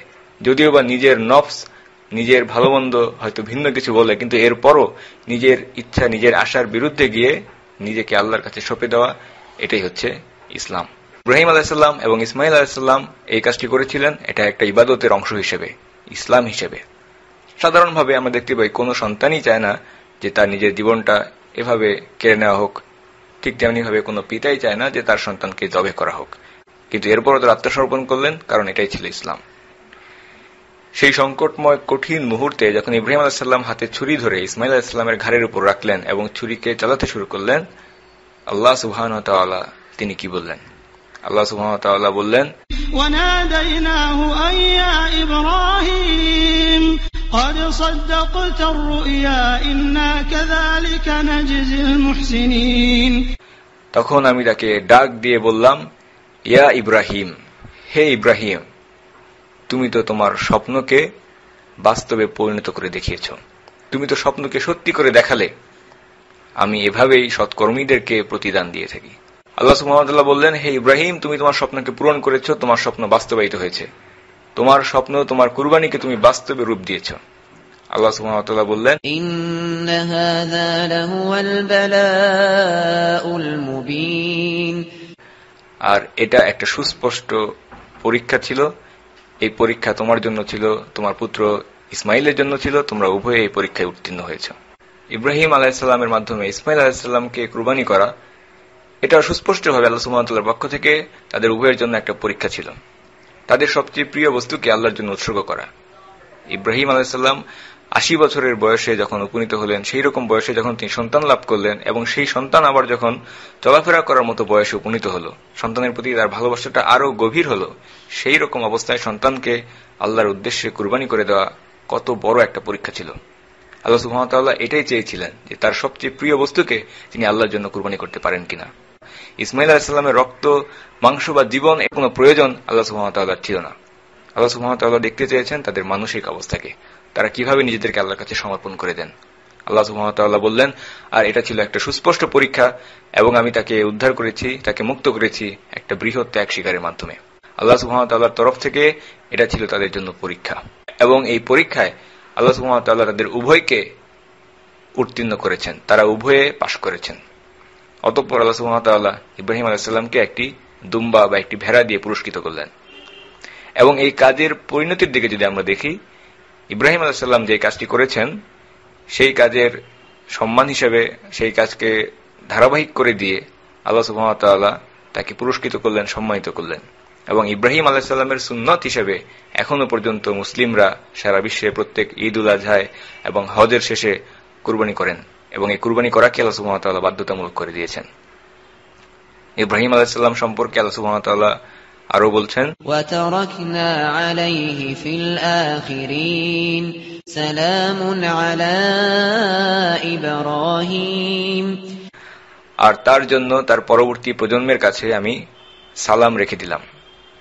আমি তার জন্য এই বিষয়টা তার পরবর্তী বংশদের মধ্যে রেখে দিয়েছি যে ইব্রাহিমের উপরে সালাম বর্ষিত হোক। সালামুন আলা ইব্রাহিম, ইব্রাহিমের উপরে সালাম। এই ঘটনার পরে আল্লাহ সুবহানাহু ওয়া তাআলা বলছেন যে তিনি তার পরবর্তী বংশধরদের মধ্যে ইব্রাহিমের জন্য সালাম রেখে দিয়েছেন। এর অর্থ কিভাবে ইব্রাহিম আলাইহিস সালামের উপরে সালাম থাকতে পারে তার পরবর্তী বংশধরদের মধ্যে? এটা হচ্ছে আমরা সালাতে, বৈঠকে, তাশাহুদে ইব্রাহিম আলাইহিস সালাম এবং মুহাম্মদ সাল্লাল্লাহু আলাইহি ওয়াসাল্লামের উপরে দরুদ এবং সালাম পেশ করে থাকি। আল্লাহ সুবহানাহু ওয়া তাআলা বলছেন, পরবর্তী বংশধরদের মধ্যে ইব্রাহিমের জন্য আমরা শান্তির পয়গাম রেখে দিলাম। প্রত্যেক দিন 5 ওয়াক্ত সালাতে সারা বিশ্বের লক্ষ লক্ষ মুমিন নারী এবং পুরুষ তারা আল্লাহর কাছে ইব্রাহিম আলাইহিস সালামের জন্য দোয়া করে থাকেন এবং তার কাছে এবং ইব্রাহিম আলাইহিস সালামের উপরে সালাম পেশ করে থাকেন। ইব্রাহিম আলাইহিস সালাম ইসমাইল আলাইহিস সালামের সাথে দেখা করতে এসেছিলেন। ইব্রাহিম আলাইহিস সালাম একাধিকবার মক্কা সফর করেছেন। এর মধ্যে ইমাম বুখারী কর্তৃক উল্লেখিত একটি হাদিস থেকে আমরা জানতে পারি, ইব্রাহিম আলাইহিস সালাম ইসমাইল আলাইহিস সালামের কাছে আসলেন এবং বললেন, আমাকে আদেশ করা হয়েছে আল্লাহর ঘরকে নির্মাণ করার জন্য। আমরা আল্লাহর ঘর বাইতুল্লাহ নির্মাণের জন্য আদিষ্ট হয়েছি। ইব্রাহিম আলাইহিস সালাম এবং ইসমাইল আলাইহিস সালাম তার উভয়ে আল্লাহর ঘর বাইতুল্লাহ নির্মাণ করার কাজে লেগে গেলেন। বাইতুল্লাহর স্থানটি সৃষ্টির শুরু থেকে ছিল একটি পবিত্র স্থান। আদম আলাইহিস সালামের সময় থেকে এই স্থানটি ছিল একটি বিশেষ ধর্মীয় পবিত্র স্থান, এবং এই স্থানটি সুপরিচিত ছিল, নবীগণ সেখানে হজ করতে আসতেন। যদিও আদম আলাইহিস সালাম ওই স্থানটিতে কিছু নির্মাণ করেছিলেন কিনা সেটা নিয়ে উলামাগণদের মধ্যে কিছুটা মতপার্থক্য রয়েছে, এবং ধারণা করা হয়ে থাকে যে ইব্রাহিম আলাইহিস সালামই প্রথম ব্যক্তি যিনি সেখানে বাইতুল্লাহ আল্লাহর ঘর নির্মাণ করেছেন। কিন্তু এই বিষয়ে কোনো মতভেদ নেই যে সেই স্থানটি যেখানে কাবা ঘর অবস্থিত সেটা সৃষ্টির শুরু থেকে একটি পবিত্র বিশেষ মর্যাদা সম্পন্ন স্থান ছিল। ইব্রাহিম আলাইহিস সালাম সেখানে বাইতুল্লাহ নির্মাণ করেছেন, শুধু তখন থেকেই নয় বরং তার আগে থেকে সেই স্থানটি পবিত্র ছিল। যেমনটি আমরা দেখতে পাই মসজিদ আল আকসার ক্ষেত্রে। আল ইসরা, সেই রাতে ভ্রমণকালে রাসূলুল্লাহ সাল্লাল্লাহু আলাইহি ওয়াসাল্লাম যখন মসজিদ আল আকসাতে গেলেন তখন সেই স্থানটিতে কিছুই ছিল না। এমনকি খলিফা ওমর বিন খাত্তাব রাদিয়াল্লাহু আনহু যখন জেরুজালেমকে জয় করলেন, সেই সময়েও আল আকসার সেই স্থানটিতে ময়লা ফেলার একটি জায়গা ছিল, পরিত্যক্ত এলাকা ছিল, সেখানে আবর্জনা পড়ে থাকতো। কিন্তু এরপরও সেই স্থানটি ছিল মসজিদ আল আকসার অন্তর্ভুক্ত একটি পবিত্র ধর্মীয় স্থান। হারাম শরীফের মসজিদগুলো সাহাবীদের সময়ে এবং পরবর্তীতে খলিফা আব্দুল মালিক বিন মারওয়ানের সময়ে বড় করা হয়েছিল, সম্প্রসারিত করা হয়েছিল। কিন্তু এর বিশেষত্বের কারণ কি? সাধারণভাবে এই অঞ্চলটি এক টুকরো জমি মাত্র। পৃথিবীর অন্যান্য স্থানের মতো এটিও একটি স্থান যেটা মরুভূমির মধ্যে অবস্থিত। কিন্তু কিসের কারণে এই আল কাবা, এই জমিনটি অসাধারণ হয়ে গেল? সাধারণভাবে এটা একটা মরুভূমি মাত্র। আল্লাহ সুবহানাহু ওয়া তাআলা কুরআনে বলছেন, وَرَبُّكَ يَخْلُقُ مَا يَشَاءُ وَيَخْتَارُ আল্লাহ যা চান তৈরি করেন এবং তার মধ্য থেকে বাছাই করেন।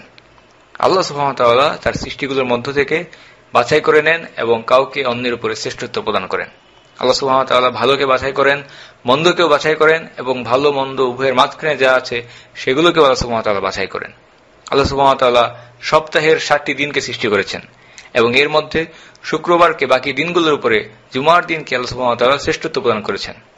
একইভাবে আল্লাহ সুবহানাহু ওয়া তাআলা সারা বছরের সমস্ত দিনগুলোর মধ্যে 2 ঈদের দিন, ঈদ উল ফিতর এবং ঈদ উল আজহাকে শ্রেষ্ঠত্ব দান করেছেন। আল্লাহ সুবহানাহু ওয়া তাআলা মাসগুলোকে তৈরি করেছেন এবং সমস্ত মাসের মধ্যে আল্লাহ সুবহানাহু ওয়া তাআলা রমাদানকে পবিত্র বরকতময় মাস বলে শ্রেষ্ঠত্ব দিয়েছেন। আল্লাহ সুবহানাহু ওয়া তাআলা বছরের দিনগুলোকে তৈরি করেছেন এবং যুলহিজ্জার 10 দিনকে আল্লাহ সুবহানাহু ওয়া তাআলা সবচেয়ে বেশি ফজিলতপূর্ণ বলে আমাদেরকে জানিয়ে দিয়েছেন। একইভাবে সমস্ত রাতগুলোকে আল্লাহ সুবহানাহু ওয়া তাআলা সৃষ্টি করেছেন এবং রমাদানের শেষ রাতগুলো, শেষ দশকের রাতগুলোকে আল্লাহ সুবহানাহু ওয়া তাআলা সবার ঊর্ধ্বে শ্রেষ্ঠত্ব দান করেছেন এবং সমস্ত রাতের মধ্যে আল্লাহ সুবহানাহু ওয়া তাআলা লাইলাতুল কদরকে বিশেষ মর্যাদা দান করেছেন। একইভাবে আল্লাহ সুবহানাহু ওয়া তাআলা এই সমস্ত পৃথিবীকে, সমস্ত জমিনকে সৃষ্টি করেছেন এবং সেই জমিনের মধ্যে মক্কা, মদিনা এবং বাইতুল মাকদিসকে বিশেষত্ব দান করেছেন, শ্রেষ্ঠত্ব দান করেছেন। যেভাবে আল্লাহ সুবহানাহু ওয়া তাআলা সমগ্র মানব জাতির মধ্যে রাসূলুল্লাহ সাল্লাল্লাহু আলাইহি সাল্লামকে শ্রেষ্ঠত্ব দান করেছেন। আল্লাহ যা চান তৈরি করেন এবং তার মধ্য থেকে বাছাই করেন। সুতরাং সেই আল কাবা যে জায়গাটিতে অবস্থিত, সেই স্থানটির বিশেষ কোনো চিহ্ন থাকা বা বিশেষ কোনো আকার আকৃতি থাকা কিংবা বিশেষ কোনো একটি বৃক্ষ অবস্থান করা, এগুলোর প্রয়োজন নেই সেই স্থানটিকে শ্রেষ্ঠত্ব দান করার জন্য। বরং আল্লাহ সুবহানাহু ওয়া তাআলা এই সমস্ত নিয়ম নীতির ঊর্ধ্বে। আল্লাহ সুবহানাহু ওয়া তাআলা কারো মুখাপেক্ষী নন, তিনি হচ্ছেন সমস্ত বিশ্বের স্রষ্টা। আল্লাহ সুবহানাহু ওয়া তাআলা যে কোনো কিছুকে শ্রেষ্ঠত্ব দান করতে পারেন। সুতরাং আল কাবা যে স্থানে অবস্থিত, সেই স্থানটি পৃথিবী সৃষ্টির শুরু থেকেই একটি পবিত্র স্থান ছিল। ইব্রাহিম আলাইহিস সালাম এবং ইসমাঈল আলাইহিস সালাম বাইতুল্লাহ, আল্লাহর ঘর নির্মাণে ব্যস্ত হলেন। আল্লাহ সুবহানাহু ওয়া তাআলা কুরআনে বর্ণনা করছেন, وَإِذْ يَرْفَعُ إِبْرَاهِيمُ الْقَوَاعِدَ مِنَ الْبَيْتِ وَإِسْمَاعِيلُ رَبَّنَا تَقَبَّلْ مِنَّا إِنَّكَ أَنْتَ السَّمِيعُ الْعَلِيمُ। স্মরণ করো যখন ইব্রাহিম এবং ইসমাঈল কাবা ঘরের ভিত্তি স্থাপন করেছিল। ইব্রাহিম আলাইহিস সালাম ইসমাঈল আলাইহিস সালামকে সাথে নিয়ে বাইতুল্লাহ নির্মাণ করার সময়ে আল্লাহ সুবহানাহু ওয়া তাআলার কাছে দোয়া করলেন। আল্লাহ সুবহানাহু ওয়া তাআলা কুরআনে উল্লেখ করছেন, স্মরণ করো যখন ইব্রাহিম এবং ইসমাঈল কাবা ঘরের ভিত্তি স্থাপন করেছিল, তারা দোয়া করেছিল, রব্বানা তাকাব্বাল মিন্না, হে আমাদের রব, আমাদের কাছ থেকে এই কাজকে তুমি গ্রহণ করো, কবুল করে নাও। ইন্নাকা আনতাস সামিউল আলিম, নিশ্চয়ই আপনি শ্রবণকারী, সর্বজ্ঞানী। ইব্রাহিম আলাইহিস সালাম বলছেন, হে আল্লাহ, আপনি আমাদের কাছ থেকে এই কাজটিকে কবুল করে নিন। এটা খুবই গুরুত্বপূর্ণ। আমরা যখনই কোনো কাজ করব, আমাদের উদ্দেশ্য হবে আল্লাহ সুবহানাহু ওয়া তাআলা যেন আমাদের এই কাজটিকে কবুল করে নেন, গ্রহণ করে নেন, অন্যথায় সেই কাজের কোনো মূল্য থাকবে না। ইব্রাহিম আলাইহিস সালাম আরো বললেন, ربنا واجعلنا مسلمين لك ومن ذريتنا أمة مسلمة لك وأرنا مناسكنا وتب علينا إنك أنت التواب الرحيم। রব্বানা, হে আমাদের রব, আমাদের উভয়কে তোমার আজ্ঞাবহ মুসলিমদের অন্তর্ভুক্ত করে দাও, অনুগত বান্দাদের অন্তর্ভুক্ত করে দাও, এবং আমার বংশধরদের মধ্য থেকেও একটি অনুগত দল মুসলিমিন সৃষ্টি করে দাও। আমাদেরকে হজের রীতিনীতি, মানাসিক শিক্ষাদান করো এবং আমাদেরকে ক্ষমা করো, নিশ্চয়ই তুমি তওবা কবুলকারী, দয়ালু। ইব্রাহিম আলাইহিস সালাম আরো বললেন, ربنا وابعث فيهم رسولا منهم يتلو عليهم آياتك ويعلمهم الكتاب والحكمة ويزكيهم ইন্নাকা আনতাল আজিজুল হাকীম। এবং ইব্রাহিম আলাইহিস সালাম তার বংশধরদের জন্য আরো দোয়া করলেন। তিনি বললেন, হে আমাদের রব, তাদের মধ্য থেকে তাদের নিকট একজন রাসূল প্রেরণ করুন, যিনি তাদের কাছে আপনার আয়াত সমূহকে তিলাওয়াত করবেন এবং তাদেরকে কিতাব এবং হিকমাহ শিক্ষাদান করবেন এবং তাদেরকে পবিত্র করবেন। নিশ্চয়ই আপনি মহা পরাক্রমশালী, হিকমতওয়ালা। ইব্রাহিম আলাইহিস সালাম এবং ইসমাঈল আলাইহিস সালাম যখন কাবাঘর নির্মাণ করলেন, বাইতুল্লাহকে নির্মাণ করলেন, সেই সময় তারা আল্লাহ সুবহানাহু ওয়া তাআলার কাছে দোয়া করলেন। প্রথমত তারা দোয়া করলেন যেন আল্লাহ সুবহানাহু ওয়া তাআলা তাদের এই কাজটিকে কবুল করে নেন। একই সাথে তারা দোয়া করলেন যেন তারা আল্লাহ সুবহানাহু ওয়া তাআলার কাছে মুসলিম হিসেবে থাকতে পারেন, আজ্ঞাবহ অনুগত থাকতে পারেন। এবং সাথে সাথে তার বংশধরদের জন্য ইব্রাহিম আলাইহিস সালাম দোয়া করেছেন যেন তারাও আজ্ঞাবহ অনুগত মুসলিম হয়ে থাকে।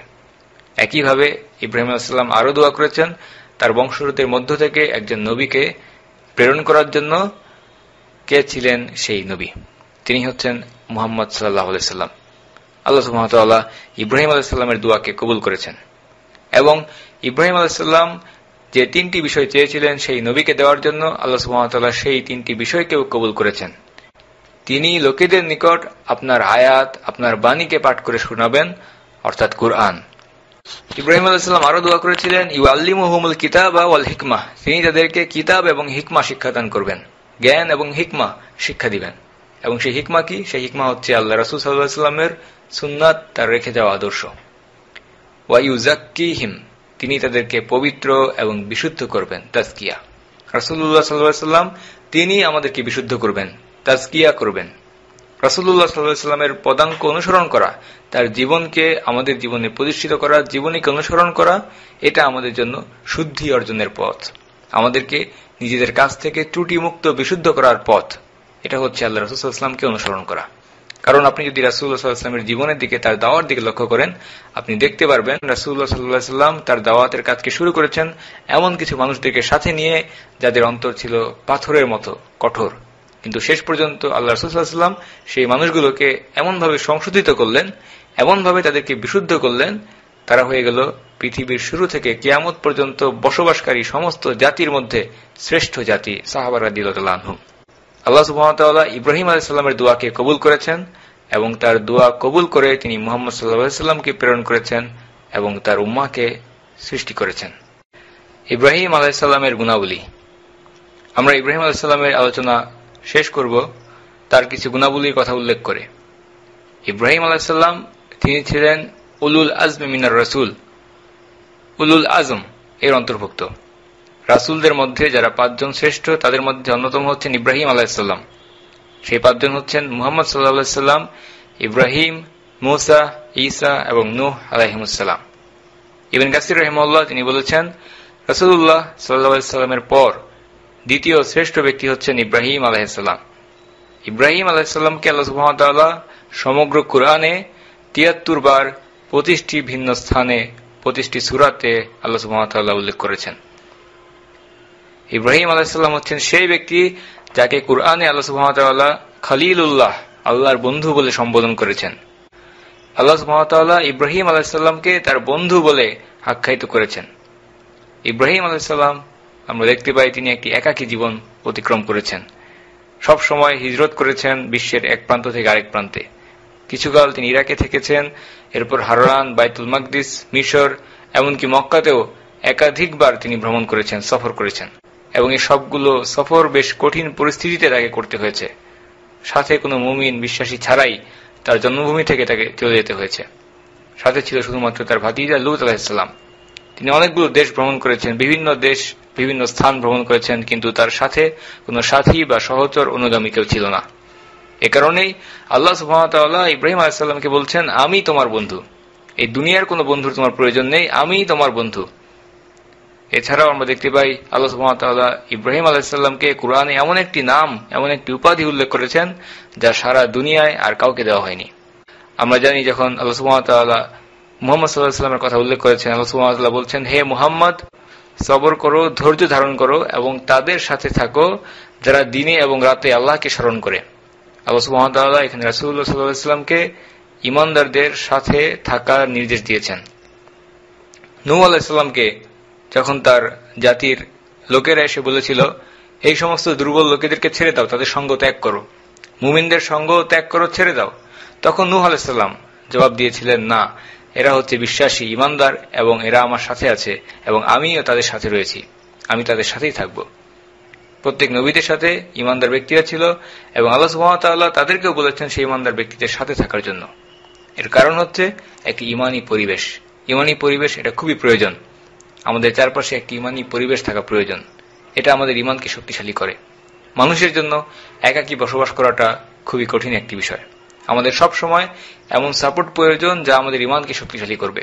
এই কারণে আমরা দেখতে পাই এমনকি রাসূলুল্লাহ সাল্লাল্লাহু আলাইহি ওয়াসাল্লামকে আল্লাহ সুবহানাহু ওয়া তাআলা আদেশ করছেন ঈমানদার বান্দাদের সাথে থাকার জন্য। নূহ আলাইহিস সালামকে আল্লাহ সুবহানাহু ওয়া তাআলা বলছেন ঈমানদার বান্দাদের সাথে থাকার জন্য। হুদ আলাইহিস সালাম, এভাবে আমরা দেখতে পাই সালেহ আলাইহিস সালাম, মূসা আলাইহিস সালাম, প্রত্যেকের কথাই আল্লাহ সুবহানাহু ওয়া তাআলা এভাবে কোরআনে উল্লেখ করেছেন। ইব্রাহিম আলাইহিস সালাম তিনি হচ্ছেন ব্যতিক্রম। প্রথমত তিনি একাকী ছিলেন এবং সারা জীবন বিভিন্ন জায়গায় ক্রমাগত তিনি স্থান পরিবর্তন করেছেন, হিজরত করেছেন এবং যে সমস্ত জায়গায় তিনি যেতেন সেখানে কেবলমাত্র তিনি একাই একজন ঈমানদার ব্যক্তি ছিলেন, বিশ্বাসী ছিলেন। যেমন আমরা দেখতে পাই মিশর সফরকালে তিনি তার স্ত্রী সারাহকে বলছেন, এই মুহূর্তে তুমি এবং আমি কেবলমাত্র আল্লাহর উপর বিশ্বাস স্থাপনকারী। যখন তিনি ইরাকের মানুষকে দাওয়াত দিয়েছেন সেখানে লূত আলাইহিস সালাম ছাড়া আর কেউ ঈমানদার ছিল না। এই কারণে আল্লাহ সুবহানাহু ওয়া তাআলা কুরআনে ইব্রাহিম আলাইহিস সালামকে এমন একটি নাম, এমন একটি উপাধি প্রদান করেছেন যা আর কাউকে দেননি। কানা উম্মাহ। ইব্রাহিম আলাইহিস সালাম নিজেই একটি উম্মাহ ছিলেন, নিজেই একটি জাতি সমতুল্য। আল্লাহ সুবহানাহু ওয়া তাআলা বলছেন, ইন্না ইব্রাহিম কানা উম্মাতান কানিতান লিল্লাহি হানিফান ওয়া লাম ইয়াকু মিনাল মুশরিকিন। কানা উম্মাহ, ইব্রাহিম আলাইহিস সালাম ছিলেন একটি জাতি সমতুল্য। আল্লাহ সুবহানাহু ওয়া তাআলা আরো বলছেন, কানিতাল লিল্লাহি, তিনি ছিলেন বিনয়ী এবং কৃতজ্ঞ, খুশু সম্পন্ন। ইব্রাহিম আলাইহিস সালাম দিনরাত 24 ঘন্টায় সবসময় এমন একটি অবস্থায় থাকতেন যখন তার মধ্যে খুশু এবং আল্লাহ সুবহানাহু ওয়া তাআলার প্রতি বিনয়, একাগ্রতাবোধ, কৃতজ্ঞতাবোধ জাগ্রত অবস্থায় থাকত। আল্লাহ সুবহানাহু ওয়া তাআলা তার সম্পর্কে আরো বলেছেন হানিফ, তিনি সমস্ত সকল প্রকারের শিরক থেকে দূরে থাকতেন। তিনি ছিলেন একনিষ্ঠ মুসলিম। তার আশেপাশের সমস্ত পরিবেশ সবাই তাকে শিরকের মধ্যে টানার চেষ্টা করত, কিন্তু তিনি সেগুলো থেকে দূরে থাকতেন এবং এটাকেই বলা হয়ে থাকে হানিফ, ইখলাস আলা বাসীরা। তিনি ছিলেন আন্তরিক এবং বিচক্ষণতাপূর্ণ। ইব্রাহিম আলাইহিস সালাম সব ধরনের পরীক্ষায় কৃতকার্য হয়েছেন। আল্লাহ সুবহানাহু ওয়া তাআলা বলেছেন, আল্লাহ সুবহানাহু ওয়া তাআলা ইব্রাহিম আলাইহিস সালামকে বিভিন্ন কাজের মাধ্যমে পরীক্ষা করেছেন। আল্লাহ সুবহানাহু ওয়া তাআলা কুরআনে বলছেন, وَإِذِ ابْتَلَى إِبْرَاهِيمَ رَبُّهُ بِكَلِمَاتٍ فَأَتَمَّهُنَّ, তিনি সবগুলোতে পূর্ণ করে দিলেন। সবগুলো পরীক্ষায় ইব্রাহিম আলাইহিস সালাম কৃতকার্য হয়েছেন। আল্লাহ সুবহানাহু ওয়া তাআলা কুরআনে বলছেন, وَإِبْرَاهِيمَ الَّذِي وَفَّى, وَإِبْرَاهِيمَ الَّذِي وَفَّى, ইব্রাহিম সবগুলো পরীক্ষায় কৃতকার্য হয়েছে, সফল হয়েছে। আল্লাহ সুবহানাহু ওয়া তাআলা ইব্রাহিম আলাইহিস সালামের কাছ থেকে যা কিছু চেয়েছিলেন তিনি সবগুলো পরীক্ষা পরিপূর্ণভাবে সম্পন্ন করেছেন। ইব্রাহিম আলাইহিস সালাম সম্পর্কে আল্লাহ সুবহানাহু ওয়া তাআলা আরো বলেছেন, قَالَ إِنِّي جَاعِلُكَ لِلنَّاسِ إِمَامًا, আমি তোমাকে মানব জাতির নেতা বানাবো। ইব্রাহিম আলাইহিস সালাম এমন একজন ব্যক্তি যিনি হবেন সমস্ত মানব জাতির জন্য অনুসরণীয়। আল্লাহ সুবহানাহু ওয়া তাআলা ইব্রাহিম আলাইহিস সালাম সম্পর্কে আরো বলছেন, وَجَعَلْنَا فِي ذُرِّيَّتِهِ النُّبُوَّةَ وَالْكِتَابَ, وَجَعَلْنَا فِي ذُرِّيَّةِ النُّبُوَّةِ, তার বংশধরদের মধ্যে আমি নবুয়তকে সংরক্ষণ করলাম। আমি তার পরের সকল নবীকে তার বংশে প্রেরণ করব।